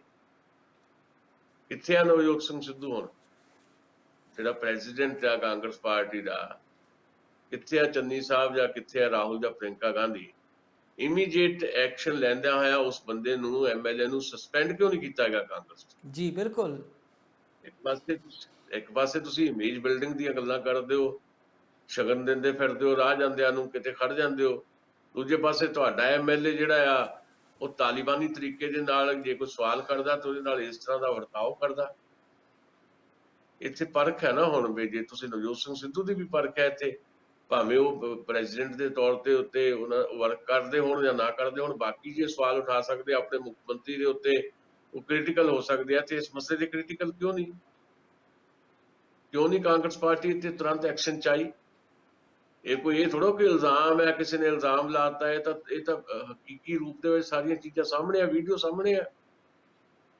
ਸੋ ਇਸ ਕਰਕੇ ਇਤੋਂ ਪਤਾ ਲੱਗ ਜਾਂਦਾ ਹੈ ਕਿ ਜੇ ਨਹੀਂ ਉਹਦੇ ਤੇ ਐਕਸ਼ਨ ਹੁੰਦਾ, ਐਕਸ਼ਨ ਹੋਣਾ ਚਾਹੀਦਾ, ਜੇ ਨਹੀਂ ਹੁੰਦਾ ਪਾਰਟੀ ਉੱਤੇ ਐਕਸ਼ਨ ਨਹੀਂ ਲੈਂਦੀ, ਤਾਂ ਇਹਦਾ ਮਤਲਬ ਸਮਝ ਲੈਣਾ ਚਾਹੀਦਾ ਹੈ ਕਿ ਆ ਜਿਹੜੀਆਂ ਇਮੇਜ ਬਿਲਡਿੰਗਸ ਵੀ ਹੋ ਰਹੀਆਂ, ਇਹ ਵੀ ਦਿਖਾਵਾ ਹੀ ਹੈ। ਅਲਟੀਮੇਟਲੀ ਜਦੋਂ ਫੇਰ ਤੋਂ ਸਰਕਾਰ ਚ ਆਉਣਗੇ ਕਦੇ, ਫਿਰ ਉਹਨਾਂ ਕੋਲ 5 ਸਾਲ ਹੋਣਗੇ, ਫਿਰ ਕਿਸੇ ਨੇ ਸ਼ਗਨ ਦੇਣ ਨਹੀਂ ਜਾਣਾ, ਕਿਤੇ ਕਿਸੇ ਨੇ ਬੱਸ ਅੱਡਿਆਂ ਨੂੰ ਚੈੱਕ ਕਰਨ ਨਹੀਂ ਜਾਣਾ, ਤੇ ਸਾਰਾ ਕੁਝ ਉੱਤੇ ਹੋਏਗਾ। ਠੀਕ ਹੈ ਜੀ, ਉਹ ਗੱਲ ਅਲੱਗ ਹੈ ਸਿਆਸੀ ਤੌਰ ਤੇ, ਪਰ ਫੌਰੀ ਤੌਰ ਤੇ ਕਿਉਂਕਿ ਕਿਸਾਨ ਜਥੇਬੰਦੀਆਂ ਦੇ ਸੱਦੇ ਦੇ ਉੱਤੇ ਹੀ ਇਹ ਕੁਐਸਚਨ ਕਰਨੇ ਲੋਕਾਂ ਨੇ ਸ਼ੁਰੂ ਕੀਤੇ ਆ, ਤੇ ਜਿਹੜੀ ਸਥਾਨਕ ਯੂਨਿਟ ਨੇ ਕਿਸਾਨ ਜਥੇਬੰਦੀਆਂ ਦੇ, ਉਹਨਾਂ ਨੂੰ ਫੌਰੀ ਤੌਰ ਤੇ ਐਕਸ਼ਨ ਲੈਣਾ ਚਾਹੀਦਾ। FIR ਉਹਦੇ ਖਿਲਾਫ ਦਰਜ ਹੋਣੀ ਚਾਹੀਦੀ ਆ, ਉਹਦੇ ਘਰ ਦਾ ਘਿਰਾਓ ਹੋਣਾ ਚਾਹੀਦਾ, ਧਰਨਾ ਮਾਰਨਾ ਚਾਹੀਦਾ, ਔਰ ਦੂਜੇ ਸਰਕਾਰ ਨੂੰ ਮਜਬੂਰ ਕਰਨਾ ਚਾਹੀਦਾ ਕਿ ਇਹੋ ਜਿਹੇ ਵਿਅਕਤੀ ਨੂੰ, MLA ਨੂੰ ਫੌਰੀ ਤੌਰ ਤੇ ਸਸਪੈਂਡ ਕਰੇ ਤੇ ਉਹਦੇ ਖਿਲਾਫ FIR ਦਰਜ ਹੋਵੇ। ਜੀ ਬਿਲਕੁਲ ਬਿਲਕੁਲ, ਅਸੀਂ ਸਾਡੀ ਵੀ ਇਹ ਮੰਗ ਹੈ ਨਵੀਂ ਦੁਨੀਆ ਵੱਲੋਂ, ਤੇ ਇਹਦੇ ਤੇ ਹੋਣਾ ਵੀ ਚਾਹੀਦਾ, ਤਾਂ ਹੀ ਤੁਸੀਂ ਕੋਈ ਇੱਕ ਬਦਲਵੀਂ ਜਿਹੜੀ ਤਸਵੀਰ ਪੇਸ਼ ਕਰ ਸਕਦੇ ਹੋ। ਨਹੀਂ ਤਾਂ ਫਿਰ ਉਹੀ ਕੁਝ ਹੋ ਹੀ ਜਾਂਦਾ ਜੋ ਸ਼ੁਰੂ ਤੋਂ ਹੁੰਦਾ ਹੈ, ਉਹੀ ਗਾਂ ਹੋਏਗਾ, ਉਹੀ ਅੱਜ ਹੋ ਰਿਹਾ ਉਹੀ ਅੱਗੇ ਹੋਏਗਾ। ਜੇ ਇਦਾਂ ਹੋਣ ਲੱਗ ਗਿਆ ਤੇ ਫਿਰ ਕਿਸਾਨ ਜਥੇਬੰਦੀਆਂ ਦਾ ਜਿਹੜਾ ਇਹ ਲੋਕਾਂ ਨੂੰ ਕਿਹਾ ਜਾਣਾ ਕਿ ਤੁਸੀਂ ਸਵਾਲ ਕਰੋ, ਫਿਰ ਸਵਾਲ ਕੌਣ ਕਰੇਗਾ? ਕਿਉਂਕਿ ਇਹ ਤਾਕਤਵਰ ਲੋਕ ਨੇ, ਇਹਨਾਂ ਕੋਲ ਪੁਲਿਸ ਦੀ ਤਾਕਤ ਹੈ, ਪੈਸੇ ਦਾ ਜ਼ੋਰ ਹੈ, ਔਰ ਇਹਨਾਂ ਕੋਲ ਗੁੰਡਾ ਅਨਸਰਾਂ ਦੀ ਭਰਮਾਰ ਹੈ, ਤੇ ਫਿਰ ਜਿਹਨੂੰ ਮਰਜ਼ੀ ਕੁੱਟ ਦਿਆ ਕਰਨਗੇ। ਕਿਸਾਨ ਜਥੇਬੰਦੀਆਂ ਨੂੰ ਨਹੀਂ ਕਰਦੀ ਸਰਕਾਰ ਜਾਂ ਕਾਂਗਰਸ ਪਾਰਟੀ, ਤੇ ਕਿਸਾਨ ਜਥੇਬੰਦੀਆਂ ਨੂੰ ਫੌਰੀ ਤੌਰ ਤੇ ਇਹਦੇ ਉੱਤੇ ਐਕਸ਼ਨ ਲੈਣ ਦੀ ਮੈਨੂੰ ਲੱਗਦਾ ਕਿਤੇ ਨਾ ਕਿਤੇ ਜ਼ਰੂਰਤ ਹੈ ਜੀ। ਬਿਲਕੁਲ, ਕਿਸਾਨ ਜਥੇਬੰਦੀਆਂ ਵੀ ਉੱਦਾਂ ਵੀ ਜਿਹੜੀਆਂ ਉੱਥੇ ਕੁਝ ਫੋਰਸਿਸ ਹੈਗੀਆਂ ਜਿਹੜੀਆਂ ਜਨਤਕ ਤੌਰ ਦੇ ਉੱਤੇ ਐਕਟਿਵ ਰਹਿੰਦੀਆਂ, ਉਹ ਭੋਆ ਇਲਾਕਾ ਕੁਝ ਇਸ ਕਿਸਮ ਦਾ ਹੈ ਜਿੱਥੇ ਮਤਲਬ ਕੁਝ ਜਨਤਕ ਜਥੇਬੰਦੀਆਂ ਵੀ ਐਕਟਿਵ ਰਹਿੰਦੀਆਂ, ਤੇ ਉੱਥੇ ਪੋਸੀਬਿਲਿਟੀ ਜਿਹੜੀ ਹੈ ਇਦਾਂ ਦੀ ਜ਼ਰੂਰ ਹੈਗੀ ਹੈ ਵੀ ਇਸ ਤਰ੍ਹਾਂ ਦੀ ਜਿਹੜੀ ਘਟਨਾ ਹੈ ਉਹਦੇ ਖਿਲਾਫ ਇੱਕ ਮਾਹੌਲ ਬਣੇ। ਕਿਸਾਨਾਂ ਦਾ ਸੰਘਰਸ਼ ਉਸ ਏਰੀਏ 'ਚ ਕਿੰਨਾ ਕੁ ਮਜ਼ਬੂਤ ਹੈ ਮੈਨੂੰ ਇਹਦੇ ਬਾਰੇ ਕੋਈ ਬਹੁਤੀ ਜਾਣਕਾਰੀ ਨਹੀਂ ਹੈ, ਪਰ ਉੱਥੇ ਜਿਹੜੀਆਂ ਵੱਖ-ਵੱਖ ਉੱਦਾਂ ਜਨਤਕ ਜਥੇਬੰਦੀਆਂ ਉਹ ਐਕਟਿਵ ਰਹਿੰਦੀਆਂ, ਕਈ ਵਾਰੀ ਉੱਧਰੋਂ ਖਬਰਾਂ ਆਉਂਦੀਆਂ ਹੁੰਦੀਆਂ, ਚਾਹੇ ਉਹ ਨੌਜਵਾਨਾਂ ਦੀ ਸਟਰਗਲ ਹੋਵੇ ਜਾਂ ਖੇਤ ਮਜ਼ਦੂਰਾਂ ਮੁਲਾਜ਼ਮ ਦੀ ਜਥੇਬੰਦੀਆਂ ਨੇ ਜਾਂ ਜੀ, ਸਿਵਲ ਸੁਸਾਇਟੀ ਦੇ ਲੋਕ ਨੇ, ਬਹੁਤ ਸਾਰੇ ਹੋਰ ਲੋਕ ਜਥੇਬੰਦਕ ਤੌਰ ਤੇ ਕੰਮ ਕਰਦੇ ਹੋਣਗੇ, ਉਹ ਸਾਰੇ ਹੀ ਕਿਸੇ ਨਾ ਕਿਸੇ ਤਰੀਕੇ ਨਾਲ ਮਨੁੱਖੀ ਹੱਕਾਂ ਲਈ ਖੜਨ ਲਈ ਤੇ ਗੱਲ ਕਰਦੇ ਹੀ ਆ ਨਾ ਜੀ। ਬਿਲਕੁਲ, ਇਹ ਬਹੁਤ ਲਾਜ਼ਮੀ ਹੈ, ਸ਼ਾਇਦ ਹੋ ਵੀ ਰਹੀ ਹੋਏਗੀ ਇਦਾਂ ਦੀ ਐਕਟੀਵਿਟੀਜ਼, ਤੇ ਉੱਥੇ ਕੁਝ ਨਾ ਕੁਝ ਇਹਦੇ ਖਿਲਾਫ ਇੱਕ ਐਕਸ਼ਨ ਦਿਖਾਈ ਦੇਣੇ ਚਾਹੀਦੇ ਆ ਲੋਕ, ਤਾਂ ਹੀ ਇਦਾਂ ਦੇ ਜਿਹੜੇ ਐਲੀਮੈਂਟ ਹੈਗੇ ਆ ਸਰਕਾਰ 'ਚ ਬੈਠੇ ਨੇ, ਰਾਜਨੀਤਿਕ ਪਾਰਟੀਆਂ 'ਚ ਬੈਠੇ ਆ, ਉਹਨਾਂ ਨੂੰ ਕੋਈ ਨਾ ਕੋਈ ਸਬਕ ਸਿਖਾਉਣ ਵੱਲ ਵਧਿਆ ਜਾ ਸਕਦਾ। ਅੱਛਾ ਦਸਾਂਝ ਸਾਹਿਬ, ਥੋੜੀ ਜੀ ਰਾਜਾ ਵੜਿੰਗ ਹੋਰਾਂ ਦੇ ਜਿਹੜੇ ਕੰਮ ਨੇ ਉਹਨਾਂ ਤੇ ਗੱਲ ਚਰਚਾ ਮੈਂ ਕਰਨੀ ਚਾਹੁੰਦਾ ਆ, ਜਿੱਥੇ ਇੱਕ ਪਾਸੇ ਕਈ ਵਾਰ ਆਪਾਂ ਇਸ ਤਰ੍ਹਾਂ ਕਹਿ ਦਿੰਦੇ ਆ ਕਿ ਕਿਉਂਕਿ ਸਾਡਾ ਵਿਸ਼ਵਾਸ ਨਹੀਂ ਰਿਹਾ ਇਹਨਾਂ ਲੋਕਾਂ ਦੇ ਉੱਤੇ, ਭਾਵੇਂ ਨਵਜੋਤ ਸਿੱਧੂ ਹੋਵੇ ਚਾਹੇ ਰਾਜਾ ਵੜਿੰਗ ਹੋਵੇ, ਉਹਦਾ ਪੁਰਾਣਾ ਇਤਿਹਾਸ ਵੀ ਜਦੋਂ ਅਸੀਂ ਵੇਖਦੇ ਪੜ੍ਹਦੇ ਆ, ਉਹਦੀਆਂ ਗੱਲਾਂ ਤੇ ਬੜੀਆਂ ਬਚਕਾਨਾ ਜਿਹੀਆਂ ਹਰਕਤਾਂ ਰਹੀਆਂ ਨੇ, ਪਰ ਇਸ ਵੇਲੇ ਜਿਸ ਤਰੀਕੇ ਦਾ ਉਹ ਕੰਮਕਾਰ ਕਰ ਰਿਹਾ ਹੈ, ਜਿਹੜਾ ਉਹ ਸਫਾਈ ਵਾਲਾ, ਚਾਹੇ ਉਹ ਡਰਾਮਾ ਹੀ ਆਪਾਂ ਕਹਿ ਕੇ ਉਹਨੂੰ ਭੰਡ ਦਈਏ ਜਾਂ ਨਿੰਦ ਦਈਏ, ਪਰ ਉਹਦਾ ਇੰਪੈਕਟ ਜ਼ਰੂਰ ਹੈ। ਜਿਹੜੀ ਅਫਸਰਸ਼ਾਹੀ ਆ ਉਹ ਕਿਤੇ ਨਾ ਕਿਤੇ ਐਕਟਿਵ ਹੋ ਜਾਂਦੀ ਆ ਜਦੋਂ ਉਹਨੇ ਸਾਰੇ GM ਜਿਹੜੇ ਨੇ ਪੰਜਾਬ ਰੋਡਵੇਜ਼ ਦੇ, ਪੈਪਸੂ ਦੇ, ਉਹਨਾਂ ਨੂੰ ਕਿਹਾ ਕਿ ਮੈਂ ਕਿਸੇ ਟਾਈਮ ਕਿਸੇ ਥਾਂ ਵੀ ਆ ਕੇ ਚੈੱਕ ਕਰ ਸਕਦਾ ਸਫਾਈ ਦਾ ਧਿਆਨ। ਵੈਸੇ ਸੋਚਣ ਵਾਲੀ ਗੱਲ ਇਹ ਆ ਕਿ ਬੱਸ ਅੱਡਿਆਂ ਤੇ, ਜਨਤਕ ਥਾਵਾਂ ਤੇ ਜਿਸ ਤਰੀਕੇ ਦਾ ਗੰਦ ਪਿਆ ਹੁੰਦਾ ਆ, ਠੀਕ ਹੈ ਸਾਡੇ ਲੋਕਾਂ ਨੂੰ ਵੀ ਥੋੜੀ ਸਮਝ ਉਨੀ ਕਿਹਾ, ਪਰ ਦੂਜੇ ਪਾਸੇ ਉੱਥੇ ਜਿਹੜਾ ਪ੍ਰਬੰਧ ਹੈ, ਪ੍ਰਬੰਧ ਕਰਨ ਵਾਲੇ ਲੋਕ ਉਹ ਇੰਨੇ ਵੇਸਲੇ ਨੇ, ਉਹ ਵੀ ਤੇ ਆਉਂਦੇ ਹੋਣਗੇ ਨਾ ਜੀ ਉੱਥੇ, ਤੇ ਇਹਦਾ ਕਿਤੇ ਨਾ ਕਿਤੇ ਚੰਗਾ ਅਸਰ ਵੀ ਹੋ ਰਿਹਾ। ਇਸ ਤਰ੍ਹਾਂ ਦੇ ਕੰਮ ਹੋਣੇ ਚਾਹੀਦੇ ਆ, ਚਾਹੇ ਉਹ ਡਰਾਮੇਬਾਜ਼ੀ ਦੇ ਰੂਪ 'ਚ ਹੁੰਦੇ ਆ, ਚਾਹੇ ਆਪਣਾ ਇਮੇਜ ਬਿਲਡ ਕਰਨ ਲਈ ਹੁੰਦੇ ਆ, ਚਾਹੇ ਕਿਸੇ ਹੋਰ ਤਰ੍ਹਾਂ ਹੁੰਦੇ, ਪਰ ਇਹਦਾ ਜਨ ਜੀਵਨ ਦੇ ਉੱਤੇ ਤੇ ਲੋਕਾਂ 'ਚ ਇੱਕ ਚੰਗਾ ਸੰਦੇਸ਼ਾ ਜਾਂਦਾ। ਅਸੀਂ ਇਹਨੂੰ ਮੂਲੋਂ ਰੱਦ ਨਹੀਂ ਕਰ ਸਕਦੇ ਕਿ ਇਹ ਸਿਆਸੀ ਡਰਾਮਾ ਹੈ। ਦੂਜੀ ਗੱਲ ਮੈਂ ਤੁਹਾਨੂੰ ਇਹ ਕਰਨੀ ਚਾਹੁੰਦਾ ਹਾਂ, ਕਹਿੰਦੇ ਆ ਕਿ ਪਿਛਲੇ 15 ਦਿਨਾਂ ਦੇ ਵਿੱਚ ਜਦੋਂ ਤੋਂ ਇਹ ਟਰਾਂਸਪੋਰਟ ਮਿਨਿਸਟਰ ਜਿਹੜਾ ਨੌਜਵਾਨ ਹੁਣ ਬਣਿਆ ਉਹ ਐਕਸ਼ਨ ਵਿੱਚ ਆਇਆ, ਤੇ ਬਹੁਤ ਸਾਰੀਆਂ ਬੱਸਾਂ ਇੰਪਾਊਂਡ ਕੀਤੀਆਂ, ਕੁਝ ਨੇ ਜੁਰਮਾਨੇ ਕਰਨੇ ਸ਼ੁਰੂ ਕੀਤੇ ਅਫਸਰਾਂ ਨੇ, ਤੇ ਡੇਲੀ ਕੋਈ 40 ਤੋਂ 45 ਲੱਖ ਦੀ ਇਨਕਮ ਜਿਹੜੀ ਆ ਉਹ ਸਰਕਾਰੀ ਖਜ਼ਾਨੇ 'ਚ ਜਮ੍ਹਾਂ ਹੋਣੀ ਸ਼ੁਰੂ ਹੋਈ, ਜਾਂ ਪੰਜਾਬ ਰੋਡਵੇਜ਼ ਤੇ ਪੈਪਸੂ ਦੀਆਂ ਬੱਸਾਂ ਨੂੰ ਇੰਨਾ ਲਾਭ ਹੋਇਆ, ਤੇ 15 ਦਿਨਾਂ ਦੇ ਵਿੱਚ 6 ਕਰੋੜ ਤੋਂ ਵੱਧ ਜਿਹੜੀ ਆ ਇਨਕਮ ਉਹ ਸਰਕਾਰ ਦੇ ਖਜ਼ਾਨੇ 'ਚ ਗਈ ਆ। ਇਹ ਵੀ ਗੱਲ ਜਿਹੜੀ ਆ, ਜੇ ਇਹਦੀ ਕੰਟੀਨਿਊਟੀ ਇਹਦੀ ਰੱਖੀ ਜਾ ਸਕੇ ਤੇ ਪੁੱਛਿਆ ਜਾਵੇ ਪਿਛਲੀ ਜਿਹੜੀ ਮਿਨਿਸਟਰ ਰਹੀ ਆ ਰਜੀਆ ਸੁਲਤਾਨ ਤੇ ਕੈਪਟਨ ਸਰਕਾਰ ਦੇ ਵੇਲੇ, ਕਿ ਜੇ ਇਹ ਲਗਾਤਾਰ ਇਸ ਤਰ੍ਹਾਂ ਸਖਤੀ ਹੁੰਦੀ ਰਹਿੰਦੀ ਤੇ 4 ਸਾਲਾਂ ਦੇ ਵਿੱਚ ਜਿਹੜਾ ਸਰਕਾਰ ਦਾ ਕਿੰਨਾ ਖਜ਼ਾਨਾ ਭਰ ਜਾਣਾ ਸੀਗਾ। ਉਹ ਜਿਹੜਾ ਖਚਰਾ ਜਿਹਾ ਤੇ ਬੜਾ ਇੱਕ ਤਰ੍ਹਾਂ ਦਾ ਮੀਸਣਾ, ਮੈਂ ਸ਼ਬਦ ਉਹਦੇ ਲਈ ਵਰਤਾਂ, ਸਿਆਸਤਦਾਨ ਜਿਹਨੂੰ ਅਸੀਂ ਫਾਈਨੈਂਸ ਮਿਨਿਸਟਰ ਕਹਿੰਦੇ ਆ, ਉਹ ਬੈਠਾ ਰਿਹਾ। ਉਹਨਾਂ ਨੂੰ ਇਹ ਨਜ਼ਰ ਨਹੀਂ ਆਉਂਦਾ ਕਿ ਲੁੱਟ ਕਿੱਦਾਂ ਹੋ ਰਹੀ ਆ। ਤੇ ਹੁਣ ਜਦੋਂ ਉਹਨਾਂ ਦੀ ਸਰਕਾਰ ਦਾ ਹੀ ਇੱਕ ਪੁਰਜਾ ਹੀ ਕਹਿ ਲਓ, ਇੱਕ ਨਵਾਂ ਵਿਅਕਤੀ ਭਾਵੇਂ ਉਹ ਜੋਸ਼ 'ਚ ਕਰ ਰਿਹਾ, ਅਗਰ ਉਹ ਕਰ ਸਕਦਾ ਹੈ ਤੇ ਸਰਕਾਰ 'ਚ ਬੈਠੇ ਸੀਨੀਅਰ ਲੋਕ ਜਿਹੜੇ ਆ ਉਹ ਕੋਈ ਬਿਆਨ ਤੱਕ ਨਹੀਂ ਦੇ ਰਹੇ, ਉਹਨਾਂ ਨੂੰ ਇਸ ਗੱਲ ਦੀ ਸ਼ਰਮ ਨਹੀਂ ਆਉਣੀ ਚਾਹੀਦੀ? ਦੇਖੋ ਜਿਹੜੇ ਤੁਹਾਡੇ ਓਵਰਆਲ ਤੁਸੀਂ ਗੱਲਾਂ ਕੀਤੀਆਂ ਜਿਹੜੀਆਂ, ਉਹ ਸਵਾਲ ਦੇ ਨਾਲ ਵਿੱਚ ਉਹਦੇ ਜਵਾਬ ਵੀ ਨੇ। ਪਰ ਇੱਕ ਗੱਲ ਜਿਹੜੀ ਤੁਸੀਂ ਕਹੀ ਆ, ਉਹ ਇਹਦਾ ਅਸਲੀ ਜਵਾਬ ਇਹੀ ਹੈ ਕਿ ਇਹਦੀ ਕੰਟੀਨਿਊਟੀ ਜਿਹੜੀ ਆ ਉਹ ਇੰਪੋਰਟੈਂਟ ਹੈ। ਕੀ ਕੰਟੀਨਿਊ ਹੁੰਦਾ ਹੈ ਇਸੇ ਤਰ੍ਹਾਂ, ਜਾਂ ਇਹ ਯੰਗ ਮੈਨ ਜਿਹੜਾ ਰਾਜਾ ਵੜਿੰਗ ਹੈ, ਉਹ ਕਿਉਂਕਿ ਹੁਣ ਬਹੁਤ ਥੋੜਾ ਸਮਾਂ ਰਹਿ ਗਿਆ ਇਲੈਕਸ਼ਨ ਦੇ ਵਿੱਚ, ਉਹਨੇ ਫੇਰ ਤੋਂ ਇਲੈਕਸ਼ਨ 'ਚ ਵੀ ਜਾਣਾ ਹੈ, ਤੇ ਉਹਦੀ ਜਿਹੜੀ ਸਰਗਰਮੀ ਆ ਜਾਂ ਤੇਜ਼ੀ ਹੈ, ਉਹ ਇਸੇ ਕਰਕੇ ਆ ਵੀ ਘੱਟੋ ਘੱਟ ਚੋਣਾਂ ਨੇੜੇ ਆ, ਤੇ ਹੁਣ ਘੱਟੋ ਘੱਟ ਆਪਣੇ ਆਪ ਨੂੰ ਸਾਬਤ ਕਰਕੇ ਦਿਖਾ ਦਿੱਤਾ ਜਾਏ। ਪਰ ਅਗਲੀ ਸਰਕਾਰ ਬਣਦੀ ਹੈ ਕਾਂਗਰਸ ਦੀ, ਨਹੀਂ ਬਣਦੀ ਵੱਖਰਾ ਸਵਾਲ ਹੈ। ਪਰ ਜੇ ਬਣ ਜਾਂਦੀ ਹੈ ਤੇ ਫਿਰ ਤੋਂ ਜੇ ਉਹ ਟਰਾਂਸਪੋਰਟ ਮੰਤਰੀ ਬਣਦੇ ਆ, ਤੇ ਫਿਰ ਇਹਦੀ ਕੰਟੀਨਿਊਟੀ ਬੜੀ ਇੰਪੋਰਟੈਂਟ ਹੈ। ਹੁੰਦੀ ਹੈ ਨਹੀਂ ਹੁੰਦੀ ਹੈ, ਇਹਦਾ ਦਾਅਵਾ ਅਸੀਂ ਨਹੀਂ ਕਰ ਸਕਦੇ, ਇਹ ਤਾਂ ਹੁਣ ਰਾਜਾ ਵੜਿੰਗ ਨੂੰ ਪਤਾ ਹੋਊਗਾ। ਦੂਜੀ ਜੀ ਗੱਲ, ਦੋ ਸਵਾਲ ਇਹ ਚੁੱਕਣਦੇ ਆ। ਨੰਬਰ ਇੱਕ ਤਾਂ ਤੁਸੀਂ ਰਜ਼ੀਆ ਸੁਲਤਾਨਾ ਦਾ ਜ਼ਿਕਰ ਕੀਤਾ। ਰਜ਼ੀਆ ਸੁਲਤਾਨਾ ਟਰਾਂਸਪੋਰਟ ਮੰਤਰੀ ਸੀ, ਤੇ ਤੁਹਾਨੂੰ ਯਾਦ ਹੈ ਕਿ ਜਦੋਂ ਨਵਜੋਤ ਸਿੰਘ ਸਿੱਧੂ ਨੇ as a president Congress party ਤੋਂ ਰਿਜ਼ਾਈਨ ਕੀਤਾ, ਤੇ ਉਦੋਂ ਹਾਲੇ ਵਜ਼ਾਰਤ ਨਵੀਂ ਬਣੀ ਹੋਈ ਸੀ, ਤੇ ਉਹਦੇ ਵਿੱਚ ਰਜ਼ੀਆ ਸੁਲਤਾਨਾ ਨੂੰ ਵੀ ਲਿਆ ਗਿਆ ਸੀ। ਤੇ ਸਭ ਤੋਂ ਪਹਿਲਾਂ, ਜਾਂ ਇੱਕੋ ਇੱਕ ਆਪਣੇ ਕੋਲ ਐਗਜ਼ਾਮਪਲ ਹੈ ਕਿ ਨਵਜੋਤ ਸਿੰਘ ਸਿੱਧੂ ਦੇ ਹੱਕ 'ਚ ਕੈਬਨਿਟ ਮਿਨਿਸਟਰੀ ਵੀ ਛੱਡ ਦਿੱਤੀ ਰਜ਼ੀਆ ਸੁਲਤਾਨਾ ਨੇ। ਉਹਦੇ ਜਿਹੜੇ ਪਤੀ ਦੇਵ ਨੇ ਮੁਹੰਮਦ ਮੁਸਤਫਾ, ਉਹ ਕਿਸੇ ਵੇਲੇ ਖਾਸਮ ਖਾਸ ਰਹੇ ਕੈਪਟਨ ਅਮਰਿੰਦਰ ਦੇ, ਤੇ ਜਦੋਂ ਉਹਨੂੰ ਡੀਜੀਪੀ ਨਹੀਂ ਬਣਾਇਆ ਤੇ ਉਹ ਨਾਰਾਜ਼ ਹੋ ਗਏ, ਤੇ ਉਹਨਾਂ ਨੇ ਫਿਰ ਕੈਪਟਨ ਅਮਰਿੰਦਰ ਦੇ ਖਿਲਾਫ ਹੱਲਾ ਬੋਲ ਸ਼ੁਰੂ ਕਰ ਲਿਆ।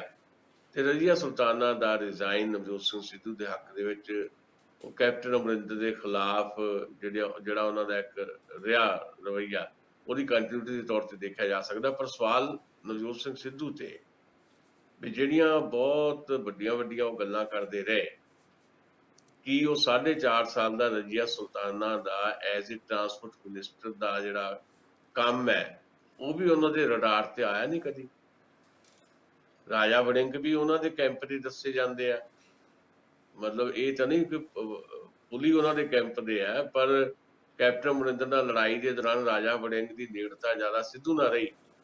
ਜੇ ਰਾਜਾ ਵੜਿੰਗ 15 ਦਿਨਾਂ ਦੇ ਵਿੱਚ ਆਹ ਕੁਝ ਕਰਕੇ ਦਿਖਾ ਸਕਦੇ ਆ ਕਿ 40 ਲੱਖ ਦਾ ਜਿਹੜਾ ਰੋਜ਼ ਦਾ ਜਿਹੜਾ ਮੁਨਾਫਾ ਰੋਡਵੇਜ ਜਾਂ ਪੈਪਸੂ ਨੂੰ ਹੋਣ ਲੱਗ ਪਿਆ, ਤੇ ਕਿੰਨੀਆਂ ਬੱਸਾਂ ਜਿਹੜੀਆਂ ਨਜਾਇਜ਼ ਰੂਟਾਂ ਤੇ ਬਿਨਾਂ ਪਰਮਿਟ ਤੋਂ ਚੱਲਦੀਆਂ ਸੀ, ਉਹਨਾਂ ਨੂੰ ਜੇ ਇੰਪਾਊਂਡ ਕਰਤਾ, ਤੇ ਨਵੀਆਂ ਬੱਸਾਂ ਦੀ ਉਹ ਗੱਲ ਕਰ ਰਹੇ ਆ ਵੀ ਨਵੀਆਂ ਬੱਸਾਂ ਸਰਕਾਰ ਦੀਆਂ ਜਿਹੜੀਆਂ ਜਲਦੀ ਪੈ ਜਾਣਗੀਆਂ, ਤੇ ਜਿਹੜੇ ਰੂਟ ਆ ਉਹ ਬਹਾਲ ਕੀਤੇ ਜਾਣਗੇ।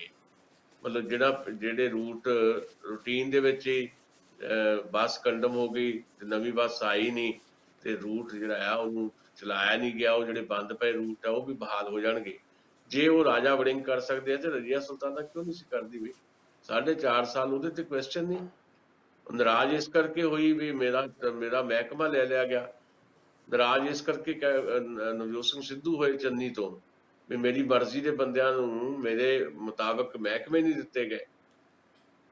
ਤੇ ਉਹਨਾਂ ਨੂੰ ਇਹ ਵੀ ਤਾਂ ਦੱਸਣਾ ਚਾਹੀਦਾ ਵੀ ਹਾਂ ਵੀ ਤੁਸੀਂ ਹੁਣ ਦੱਸੋ, ਜੇ ਰਾਜਾ ਵੜਿੰਗ ਕਰ ਸਕਦਾ ਤਾਂ ਰਜ਼ੀਆ ਸੁਲਤਾਨਾ ਕਿਉਂ ਨਹੀਂ ਸੀ ਕਰਦੀ? ਦੂਜੀ ਗੱਲ, ਬਾਕੀ ਸਰਕਾਰ 'ਚ ਜਿਹੜੇ ਲੋਕ ਬੈਠੇ ਆ, ਉਹਨਾਂ ਨੂੰ ਵੀ ਬਿਲਕੁਲ ਇਹ ਸਵਾਲ ਹੈ ਜਿੱਦਾਂ ਤੁਸੀਂ ਕਿਹਾ ਵੀ ਜੇ ਰਾਜਾ ਵੜਿੰਗ ਕਰ ਸਕਦਾ ਹੈ ਤੇ ਬਾਕੀ ਤੁਸੀਂ ਕੀ ਕਰਦੇ ਹੋ? ਜੇ ਪ੍ਰਗਟ ਸਿੰਘ ਜਿਹੜੇ ਐਕਟਿਵ ਹੋ ਸਕਦੇ ਆ, ਫਿਰ ਜਿਹੜਾ ਸਭ ਤੋਂ ਵੱਡਾ ਮਹਿਕਮਾ ਜਿਹਨਾਂ ਨੂੰ ਮਿਲਿਆ, ਡਿਪਟੀ ਸੀਐਮ ਵੀ ਨਾਲ ਹੈ, ਹੋਮ ਮਿਨਿਸਟਰ, ਉਹਨਾਂ ਨੇ ਹਾਲੇ ਤੱਕ ਬੇਅਦਬੀ ਦੇ ਇਸ਼ੂ ਦੇ ਉੱਤੇ ਇੱਕ ਵੀ ਸਟੈਪ ਕਿਉਂ ਨਹੀਂ ਚੱਕਿਆ? ਵੀ ਇਹਦਾ ਮਤਲਬ ਹੈ ਤੁਸੀਂ ਇੱਕ ਮਾਹੌਲ ਹੀ ਬਣਾਉਣਾ ਚਾਹੁੰਦੇ ਸੀ, ਕੈਪਟਨ ਨੂੰ ਲਾ ਕੇ ਖੁਦ ਸਾਰਾ ਕੁਝ ਕਰਨਾ ਚਾਹੁੰਦੇ ਸੀ, ਜਾਂ ਕੁਰਸੀ ਸਾਂਭਣੀ ਚਾਹੁੰਦੇ ਸੀ, ਸਿਰਫ ਕੁਰਸੀ ਤੱਕ ਹੀ ਸੀਮਿਤ ਰਹੇ? ਇਹ ਕੋਈ ਸਵਾਲ ਨਹੀਂ ਜਿਨ੍ਹਾਂ ਦੇ ਜਵਾਬ ਇਹਨਾਂ ਲੋਕਾਂ ਕੋਲ ਨਹੀਂ ਹੈ। ਕਦੋਂ ਜਵਾਬ ਮਿਲਣਗੇ ਕੁਝ ਕਿਹਾ ਨਹੀਂ ਜਾ ਸਕਦਾ। ਦਸਾਂਝ ਸਾਹਿਬ, ਆਪਾਂ ਥੋੜਾ ਜਲਦੀ ਪ੍ਰੋਗਰਾਮ ਐਂਡ ਕਰਨਾ। 2-3 ਮੇਰੇ ਸਵਾਲ ਨੇ, ਥੋੜਾ ਬਰੀਫ 'ਚ ਰੱਖਿਓ। ਇੱਕ ਸਵਾਲ ਤੇ ਮੈਂ ਤੁਹਾਨੂੰ ਇਹ ਕਰਨਾ ਚਾਹੁੰਦਾ ਆ, ਚਲੋ ਆਪਾਂ ਰਾਜਾ ਵੜਿੰਗ ਦੀ ਗੱਲ ਕਰ ਲਈ, ਇਹਨੂੰ ਹੋਰ ਲੰਬਾ ਨਹੀਂ ਕਰਦੇ, ਸਵਾਲ ਤੇ ਹੋਰ ਵੀ ਇਹਦੇ ਨਾਲ ਜੁੜਦੇ ਕਈ ਨੇ। ਰਜ਼ੀਆ ਸੁਲਤਾਨਾ ਨੂੰ ਤਾਂ ਸਿੱਧੂ ਸਾਹਿਬ ਹੋਮ ਮਿਨਿਸਟਰੀ ਦਾ ਅਹੁਦਾ ਦਿਵਾਉਣਾ ਚਾਹੁੰਦੇ ਸੀ, ਕਿਉਂਕਿ ਉਹਦੇ ਹਸਬੈਂਡ ਦੇ ਥਰੂ ਕਿਸ ਤਰ੍ਹਾਂ ਉਹ ਆਪਣਾ ਜਿਹੜਾ ਗੁਆਚਾ ਹੋਇਆ ਵਕਾਰ ਹੈ ਉਹਨੂੰ ਬਹਾਲ ਕਰਨਾ ਚਾਹੁੰਦੇ ਸੀਗੇ, ਡੀਜੀਪੀ ਨਾਮ ਬਣਨ ਵਾਲਾ। ਉਹ ਗੱਲ ਵੱਖਰੀ ਹੈ, ਸਿਆਸਤ 'ਚ ਬਹੁਤ ਕੁਝ ਹੁੰਦਾ, ਆਪਾਂ ਉੱਤੇ ਨਾ ਲੰਬਾ ਕਰੀਏ, ਲੋਕਾਂ ਨੂੰ ਪਤਾ ਕਿ ਕੀ ਹੋਇਆ। ਇੱਕ ਗੱਲ ਜਿਹੜੀ ਮੇਰੇ ਹੋਰ ਦਿਮਾਗ 'ਚ ਲਗਾਤਾਰ ਚੱਕਰ ਕੱਟ ਰਹੀ ਉਹ ਇਹ ਆ ਕਿ ਕੈਪਟਨ ਸਾਹਿਬ ਨੇ ਬੜੇ ਦਿਨ ਪਹਿਲਾਂ ਕਿਹਾ ਕਿ ਮੈਂ ਕਾਂਗਰਸ 'ਚ ਨਹੀਂ ਰਵਾਂਗਾ। ਨਵੀਂ ਪਾਰਟੀ ਦਾ ਵੀ ਐਲਾਨ ਕਰਨ ਨੂੰ ਫਿਰਦੇ ਆ, ਤੇ ਇਹ ਗੱਲ ਕਲੀਅਰ ਹੀ ਆ। ਤੇ ਹਾਈ ਕਮਾਂਡ ਕੀ ਉਡੀਕ ਰਹੀ ਆ? ਉਹਨਾਂ ਨੂੰ ਪਾਰਟੀ ਚੋਂ ਕੱਢਿਆ ਕਿਉਂ ਨਹੀਂ ਜਾਂਦਾ, ਤੇ ਉਹ ਖੁਦ ਅਸਤੀਫਾ ਕਿਉਂ ਨਹੀਂ ਦਿੰਦੇ ਪਾਰਟੀ ਚੋਂ? ਕਾਂਗਰਸ ਨਾਲ ਜੁੜੇ ਵੀ ਹੋਏ ਨੇ, ਤੇ ਨਾਲ ਦੀ ਨਾਲ ਉਹ ਕਹੀ ਵੀ ਜਾ ਰਹੇ ਮੈਂ ਕਾਂਗਰਸ ਨਾਲ ਰਹਿਣਾ ਨਹੀਂ, ਨਵੀਂ ਪਾਰਟੀ ਦਾ ਵੀ ਐਲਾਨ ਕਰਨਾ ਆ। ਕਾਂਗਰਸ ਨੂੰ ਨੀਵਾਂ ਦਿਖਾਉਣ ਲਈ ਉਹ ਬਾਰ-ਬਾਰ ਜਾ ਕੇ ਕੇਂਦਰੀ ਨੇਤਾਵਾਂ ਨਾਲ ਮੀਟਿੰਗਾਂ ਵੀ ਕਰ ਰਹੇ ਆ। ਸੋ ਕੀ ਵਜ੍ਹਾ ਹੈ ਕਿ ਹਾਈ ਕਮਾਂਡ ਇਹ ਡਿਸੀਜਨ ਕਿਉਂ ਨਹੀਂ ਲੈਂਦੀ? ਜੇ ਪਹਿਲਾਂ ਦਲੇਰਾਨਾ ਫੈਸਲਾ ਲਿਆ ਉਹਨਾਂ ਨੂੰ ਕੱਢ ਕੇ ਬਾਹਰ ਮਾਰਨ, ਉਹਨਾਂ ਨੂੰ ਕਿਉਂ ਰੱਖਿਆ ਹੋਇਆ? ਕਿਉਂ ਕਿਰਕਰੀ ਕਰਾ ਰਹੇ ਆਪਣੀ? ਦੇਖੋ ਹਾਈ ਕਮਾਨ ਜਿਹੜੀ ਹੈ ਜੀ ਕਾਂਗਰਸ ਪਾਰਟੀ ਦੀ, ਉਹ ਪਿਛਲੇ 2 ਸਾਲ ਤੋਂ ਹੀ ਜੋ ਪੰਜਾਬ ਦੇ ਵਿੱਚ ਕਾਂਗਰਸ ਪਾਰਟੀ ਦੇ ਅੰਦਰ ਹੋਇਆ ਜਾਂ ਹੋ ਰਿਹਾ ਹੈ, ਕਾਂਗਰਸ ਹਾਈ ਕਮਾਨ ਦੀ ਢਿੱਲ-ਮੱਠ ਜਾਂ ਉਹਦੀ ਜਿਹੜੀ ਸਾਫ਼ ਤੌਰ ਤੇ ਕਮਜ਼ੋਰੀ ਆਪਾਂ ਲੱਭਦੇ ਆ, ਡਿਲੇ ਕਰਨ ਦੀ ਉਹਦੀ ਜਿਹੜੀ ਆਦਤ ਹੈ, ਉਹਨੇ ਹੀ ਪੰਜਾਬ ਦੇ ਵਿੱਚ ਇਸ ਕਿਸਮ ਦਾ ਮਾਹੌਲ ਕ੍ਰੀਏਟ ਕਰ ਦਿੱਤਾ। ਇਕੱਲਾ ਪੰਜਾਬ ਨਹੀਂ, 3 ਸੂਬਿਆਂ ਦੇ ਵਿੱਚ ਕਾਂਗਰਸ ਪਾਰਟੀ ਦੀ ਸਰਕਾਰ ਰਹਿ ਗਈ ਹੈ। ਜਿੱਥੇ ਜਿੱਥੇ ਸਰਕਾਰ ਹੈ ਉੱਥੇ ਉੱਥੇ ਵੀ ਇਹੀ ਰੇੜਕਾ ਜੋ ਰੇੜਕਾ ਪੰਜਾਬ ਦੇ ਵਿੱਚ ਕਾਂਗਰਸ ਪਾਰਟੀ ਦਾ, ਤੇ ਹਾਈ ਕਮਾਨ ਦੀ ਢਿੱਲ-ਮੱਠ ਜਾਂ ਹਾਈ ਕਮਾਨ ਦਾ ਬਹੁਤ ਜ਼ਿਆਦਾ ਵੀਕ ਹੋਣਾ ਇਹਦੇ ਚੋਂ ਸਿੱਧੇ ਤੌਰ ਤੇ ਸਪਸ਼ਟ ਹੁੰਦਾ, ਸਾਡੇ ਸਾਹਮਣੇ ਆਉਂਦਾ ਹੈ। ਪਤਾ ਨਹੀਂ ਕਿਹੜੀ ਹੁਣ ਰਾਜਨੀਤੀ ਜਾਂ ਰਣਨੀਤੀ ਹੈ, ਕੌਣ ਉਹਨਾਂ ਨੂੰ ਪਿੱਛੋਂ ਸਲਾਹਾਂ ਦਿੰਦਾ ਵੀ ਸਾਰਾ ਕੁਝ ਕਹਿ ਦਿੱਤਾ ਕੈਪਟਨ ਅਮਰਿੰਦਰ ਨੇ, ਤੇ ਉਹਦੇ ਬਾਵਜੂਦ ਵੀ ਕੈਪਟਨ ਅਮਰਿੰਦਰ ਨਾ ਤਾਂ ਆਪ ਕਾਂਗਰਸ ਤੋਂ ਰਿਜ਼ਾਈਨ ਕੀਤਾ ਉਹਨਾਂ ਨੇ ਹਾਲੇ ਤੱਕ, ਤੇ ਨਾ ਹੀ ਉਹਨਾਂ ਨੂੰ ਕਾਂਗਰਸ ਤੋਂ ਰੁਖਸਤ ਕੀਤਾ ਗਿਆ। ਹਾਂ, ਜਿਹੜੇ ਸਪੋਕਸਪਰਸਨ ਹੈਗੇ ਆ ਰਣਦੀਪ ਸੁਰਜੇਵਾਲਾ, ਉਹਨਾਂ ਵੱਲੋਂ ਕਾਂਗਰਸ ਪਾਰਟੀ ਨੇ ਜੋ ਕਹਿਣਾ ਸੀ ਕੈਪਟਨ ਬਾਰੇ ਕਹਿ ਦਿੱਤਾ। ਜੋ ਪੰਜਾਬ ਦੇ ਵਿੱਚ ਜਿਹੜੇ ਐਕਟਿਵ ਨੇ ਉਹਨਾਂ ਨੇ ਕੈਪਟਨ ਨੂੰ ਲੰਮੇ ਹੱਥੀ ਲੈਣਾ ਸੀ, ਲੈ ਲਿਆ, ਸੁਖਜਿੰਦਰ ਰੰਧਾਵਾ ਵਰਗਿਆਂ ਨੇ। ਪਰ ਜੇ ਤੁਸੀਂ ਮਤਲਬ ਜੇ ਏਦਾਂ ਕੁਝ ਕਹਿ ਰਹੇ ਹੋ ਕੈਪਟਨ ਨੂੰ, ਤਾਂ ਫਿਰ ਕੈਪਟਨ ਕਾਂਗਰਸ 'ਚ ਹੈ ਕਿਉਂ? ਇਹ ਕੈਪਟਨ ਅਮਰਿੰਦਰ ਤੇ ਵੀ ਸਵਾਲ ਹੈ ਤੇ ਪਾਰਟੀ ਹਾਈਕਮਾਨ ਤੇ ਵੀ ਸਵਾਲ ਹੈ। ਦੋਨਾਂ ਪਾਸਿਓਂ ਕੋਈ ਨਾ ਕੋਈ ਖੇਡ ਸ਼ਾਇਦ ਕੋਈ ਨਾ ਕੋਈ ਹਾਲੇ ਬਾਕੀ ਹੈ, ਜਿਹਦੇ ਕਰਕੇ ਇਹਦੇ ਤੇ ਕੋਈ ਐਕਸ਼ਨ ਮੋਰਚ ਨਹੀਂ ਇਹ ਦਿਖਾਈ ਦੇ ਰਹੇ।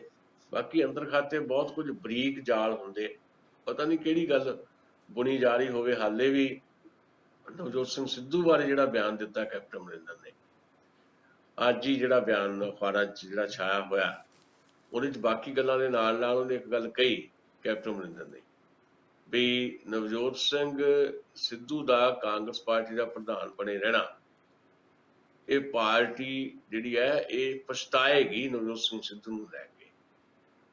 ਹਾਲੇ ਵੀ ਸ਼ਾਇਦ ਨਵਜੋਤ ਸਿੰਘ ਸਿੱਧੂ ਦਾ ਮਾਮਲਾ ਕਿਤੇ ਨਾ ਕਿਤੇ ਹਾਈਕਮਾਨ ਦੇ ਵੀ ਰਡਾਰ ਦੇ ਹੇਠ ਹੈ, ਤੇ ਕੈਪਟਨ ਅਮਰਿੰਦਰ ਵੀ ਸ਼ਾਇਦ ਜਿਸ ਤਰ੍ਹਾਂ ਦੀ ਚੈਲੰਜਿੰਗ ਮੂਡ 'ਚ ਰਹਿੰਦੇ ਨੇ ਸਿੱਧੂ ਦੇ ਮਾਮਲੇ 'ਚ, ਸ਼ਾਇਦ ਇਹ ਤਵੱਕੋ ਕਰ ਰਿਹਾ ਹੈ ਕਿ ਇਸ ਤੋਂ ਪਹਿਲਾਂ ਕਿ ਮੈਂ ਕਾਂਗਰਸ ਪਾਰਟੀ 'ਚੋਂ ਬਾਹਰ ਜਾਵਾਂ ਜਾਂ ਨਵੀਂ ਪਾਰਟੀ ਬਣਾਵਾਂ, ਤੇ ਨਵਜੋਤ ਸਿੰਘ ਸਿੱਧੂ ਨੂੰ ਜਿਹੜਾ ਆ ਕਾਂਗਰਸ ਪਾਰਟੀ 'ਚੋਂ ਬਾਹਰ ਕੱਢਣ ਦਾ ਮਾਹੌਲ ਜਿਹੜਾ ਆ ਬਣਾ ਦਿੱਤਾ ਜਾਏ, ਤੇ ਨਵਜੋਤ ਸਿੰਘ ਸਿੱਧੂ ਹੀ ਕਾਂਗਰਸ ਪਾਰਟੀ 'ਚ ਨਾ ਰਵੇ, ਕੋਈ ਏਦਾਂ ਦਾ ਮਾਹੌਲ ਕ੍ਰੀਏਟ ਕਰ ਦਿੱਤਾ ਜਾਏ। ਸ਼ਾਇਦ ਉਹ ਤਾਂ ਏਦਾਂ ਸੋਚਦੇ ਹੋਣਗੇ, ਹਾਈ ਕਮਾਨ ਕਿੱਦਾਂ ਸੋਚਦੀ ਹੈ ਇਹ ਹਾਈ ਕਮਾਨ ਨੂੰ ਜਾਂ ਉਹਨਾਂ ਦੇ ਰਣਨੀਤੀਕਾਰਾਂ ਨੂੰ ਪਤਾ ਜੀ। ਅੱਛਾ, ਹਰੀਸ਼ ਰਾਵਤ ਦੀ ਹੱਥਕੜੀ ਕਰੀ ਬੈਠੇ ਆ, ਉਹ ਵੀ ਖਬਰ ਸੀਗੀ, ਉਹ ਰਹਿ ਗਈ, ਆਪਾਂ ਨਹੀਂ ਕਰਦੇ ਅੱਜ। ਪਰ ਇੱਕ ਖਬਰ ਚੱਲਦੀ ਸੀ ਪਿਛਲੇ ਦਿਨੀ ਕਿ ਕੇਜਰੀਵਾਲ ਨਾਲ ਮਿਲ ਕੇ ਰਾਜਾ ਵੜਿੰਗ ਚਾਹ ਰਹੇ ਨੇ ਕਿ ਜਿਹੜੀਆਂ 에ਅਰਪੋਰਟ ਤੋਂ ਚੱਲਦੀਆਂ ਬੱਸਾਂ ਬੰਦ ਕੀਤੀਆਂ ਹੋਈਆਂ ਸੀ ਇੰਨੇ ਚਿਰ ਦੀਆਂ, ਔਰ ਉਹ ਕਿਉਂਕਿ ਉੱਥੇ ਜਿਹੜੀਆਂ ਇੰਡੋ ਕੈਨੇਡੀਅਨ ਬੱਸਾਂ ਚੱਲਦੀਆਂ ਉਹਦੇ ਤੋਂ ਅੱਧੇ ਤੋਂ ਵੀ ਘੱਟ ਰੇਟ ਤੇ ਬੱਸਾਂ ਚੱਲਦੀਆਂ ਸੀ, ਤੇ ਉਹਨਾਂ ਦੇ ਬਰਾਬਰ ਦੀ ਹੀ ਉਹ ਬੱਸਾਂ ਸੀਗੀਆਂ, ਉਹਨਾਂ ਨੂੰ ਮੁੜ ਬਹਾਲ ਕਰਨ ਦੀ ਗੱਲ ਸੀ। ਉਹ ਮੁੜ ਕੇ ਖਬਰ ਨਹੀਂ ਆਈ, ਉਹ ਕਿਤੇ ਚਰਚਾ 'ਚ ਹੈ, ਉਹ ਚੱਲ ਸਕਦਾ ਕੱਲ ਜਾਂ ਨਹੀਂ? ਕਿਉਂਕਿ NRI ਨੂੰ ਇਹ ਚੀਜ਼ ਬਹੁਤ ਅਫੈਕਟ ਕਰਦੀ ਆ ਕਿ ਜਿੱਥੇ ਉਹ 4000 5000 ਤੱਕ ਦਾ ਕਿਰਾਇਆ ਆ ਜਿੰਨੇ ਦੀ ਟੈਕਸੀ ਜਾਂਦੀ ਆ, ਤੇ ਉਹਦੇ ਮੁਕਾਬਲੇ ਜਿਹੜੀਆਂ ਬੱਸ ਸੀਗੀ ਪੰਜਾਬ ਪੈਪਸੂ ਦੀ 700 ਰੁਪਏ 'ਚ ਜਾਂਦੀ ਸੀਗੀ। ਸੋ ਉਹ ਜਿਹੜਾ ਜੇ ਕਰ ਜਾਂਦੇ ਆ ਰਾਜਾ ਵੜਿੰਗ ਕੇਜਰੀਵਾਲ ਨਾਲ ਗੱਲ ਕਰਕੇ, ਤੇ ਫਿਰ ਇੱਕ ਹੋਰ ਸਕਸੈਸ ਜਿਹੜੀ ਆਪਣੇ ਖਾਤੇ 'ਚ ਪਵਾ ਸਕਦੇ ਆ। ਕੀ ਇਸ ਦਿਸ਼ਾ 'ਚ ਕੋਈ ਕਦਮ ਹੈ ਜੀ? ਨਹੀਂ, ਉਹ ਗੱਲ ਕੀਤੀ ਹੈ ਉਹਨਾਂ ਨੇ, ਤੇ ਪੋਸੀਬਿਲਿਟੀ ਹੈ, ਹੋ ਸਕਦੀ ਹੈ। ਤੇ ਖੁਦ ਅਰਵਿੰਦ ਕੇਜਰੀਵਾਲ ਦੀ ਵੀ ਇਹ ਲੋੜ ਹੈ ਵੀ ਉਹ ਜਦੋਂ ਪੰਜਾਬ ਦੇ ਵਿੱਚ ਉਹਨਾਂ ਨੇ ਲੜਨੀ ਹੈ ਚੋਣ, ਤੇ ਹਾਲੇ ਭਾਵੇਂ ਉਹਨਾਂ ਨੇ ਆਪਣਾ ਕੈਂਡੀਡੇਟ ਜਿਹੜਾ ਚੀਫ ਮਿਨਿਸਟਰ ਦਾ ਨਹੀਂ ਦੱਸਿਆ, ਪਰ ਉਹ ਪੰਜਾਬ ਦੇ ਵਿੱਚ ਇੱਕ ਆਪਣਾ ਇੱਕ ਬਕਾਇਦਾ ਗੁੱਡਵਿਲ ਬਣਾਉਣ ਦੀ ਕੋਸ਼ਿਸ਼ ਦੇ ਵਿੱਚ ਇਹਦੇ 'ਚ ਸਹਿਯੋਗੀ ਹੋ ਸਕਦੇ ਆ, ਹੋਣਾ ਵੀ ਚਾਹੀਦਾ। ਤੇ ਇਹ ਗੱਲ ਹੋ ਵੀ ਜਾਏਗੀ, ਕੋਈ ਮੈਨੂੰ ਲੱਗਦਾ ਕਿ ਇਹਦੇ 'ਚ ਕਿਸੇ ਕਿਸਮ ਦਾ ਕੋਈ ਬਹੁਤਾ ਅੜਿੱਕਾ ਨਹੀਂ ਪੈਣ ਵਾਲਾ। ਹੋਏਗੀ ਤਾਂ ਲਾਜ਼ਮੀ ਤੌਰ ਦੇ ਉੱਤੇ, ਭਾਵੇਂ ਹਾਲੇ ਆਵਾਜਾਈ ਉਸ ਪੱਧਰ ਦੀ ਨਹੀਂ ਹੈ 에ਅਰਪੋਰਟਸ ਤੋਂ, ਕਿਉਂਕਿ ਫਲਾਈਟਸ ਜਿਹੜੀਆਂ ਹਾਲੇ ਰੈਗੂਲਰ ਨਹੀਂ ਹੈ, ਤੇ ਪਰ ਜੇ ਹੋ ਜਾਏਗਾ ਤੇ ਕੰਟੀਨਿਊ ਹੋਏਗਾ ਤੇ ਲਾਜ਼ਮੀ ਤੌਰ ਦੇ ਉੱਤੇ ਇਹਦਾ ਲਾਭ ਵੀ ਹੋਏਗਾ, ਤੇ ਇਹਨਾਂ ਦੇ ਖਾਤੇ ਦੇ ਵਿੱਚ ਗੱਲ ਵੀ ਜੁੜ ਜਾਏਗੀ ਆਪਣੇ ਰਾਜਾ ਵੜਿੰਗ ਦੇ ਖਾਤੇ 'ਚ, ਉਧਰੋਂ ਅਰਵਿੰਦ ਕੇਜਰੀਵਾਲ ਦੇ ਖਾਤੇ 'ਚ ਵੀ। ਹਾਂ, ਇਹਨਾਂ ਨੇ ਇੱਕ ਪੋਜ਼ਿਟਿਵ ਜਿਹੜੀ ਜ਼ਰੂਰਤ ਸੀ, ਜਿਹੜਾ ਕੰਮ ਸੀ, ਉਹ ਕੀਤਾ ਹੈ ਜੀ। ਜੀ ਦਿਸਾਂਝ ਸਾਹਿਬ, ਬਹੁਤ ਬਹੁਤ ਸ਼ੁਕਰੀਆ ਤੁਹਾਡਾ। ਕੱਲ ਦੇ ਪ੍ਰੋਗਰਾਮ 'ਚ ਫਿਰ ਗੱਲਬਾਤਾਂ ਕਰਾਂਗੇ। ਬਹੁਤ ਧੰਨਵਾਦ ਜੀ। ਸ਼ੁਕਰੀਆ ਜੀ, ਮਿਹਰਬਾਨੀ। ਖਬਰ ਦੀ ਪੁਣਛਾਣ ਕਰਕੇ ਉਸ ਦੀ ਤਹਿ ਤੱਕ ਪਹੁੰਚਦਾ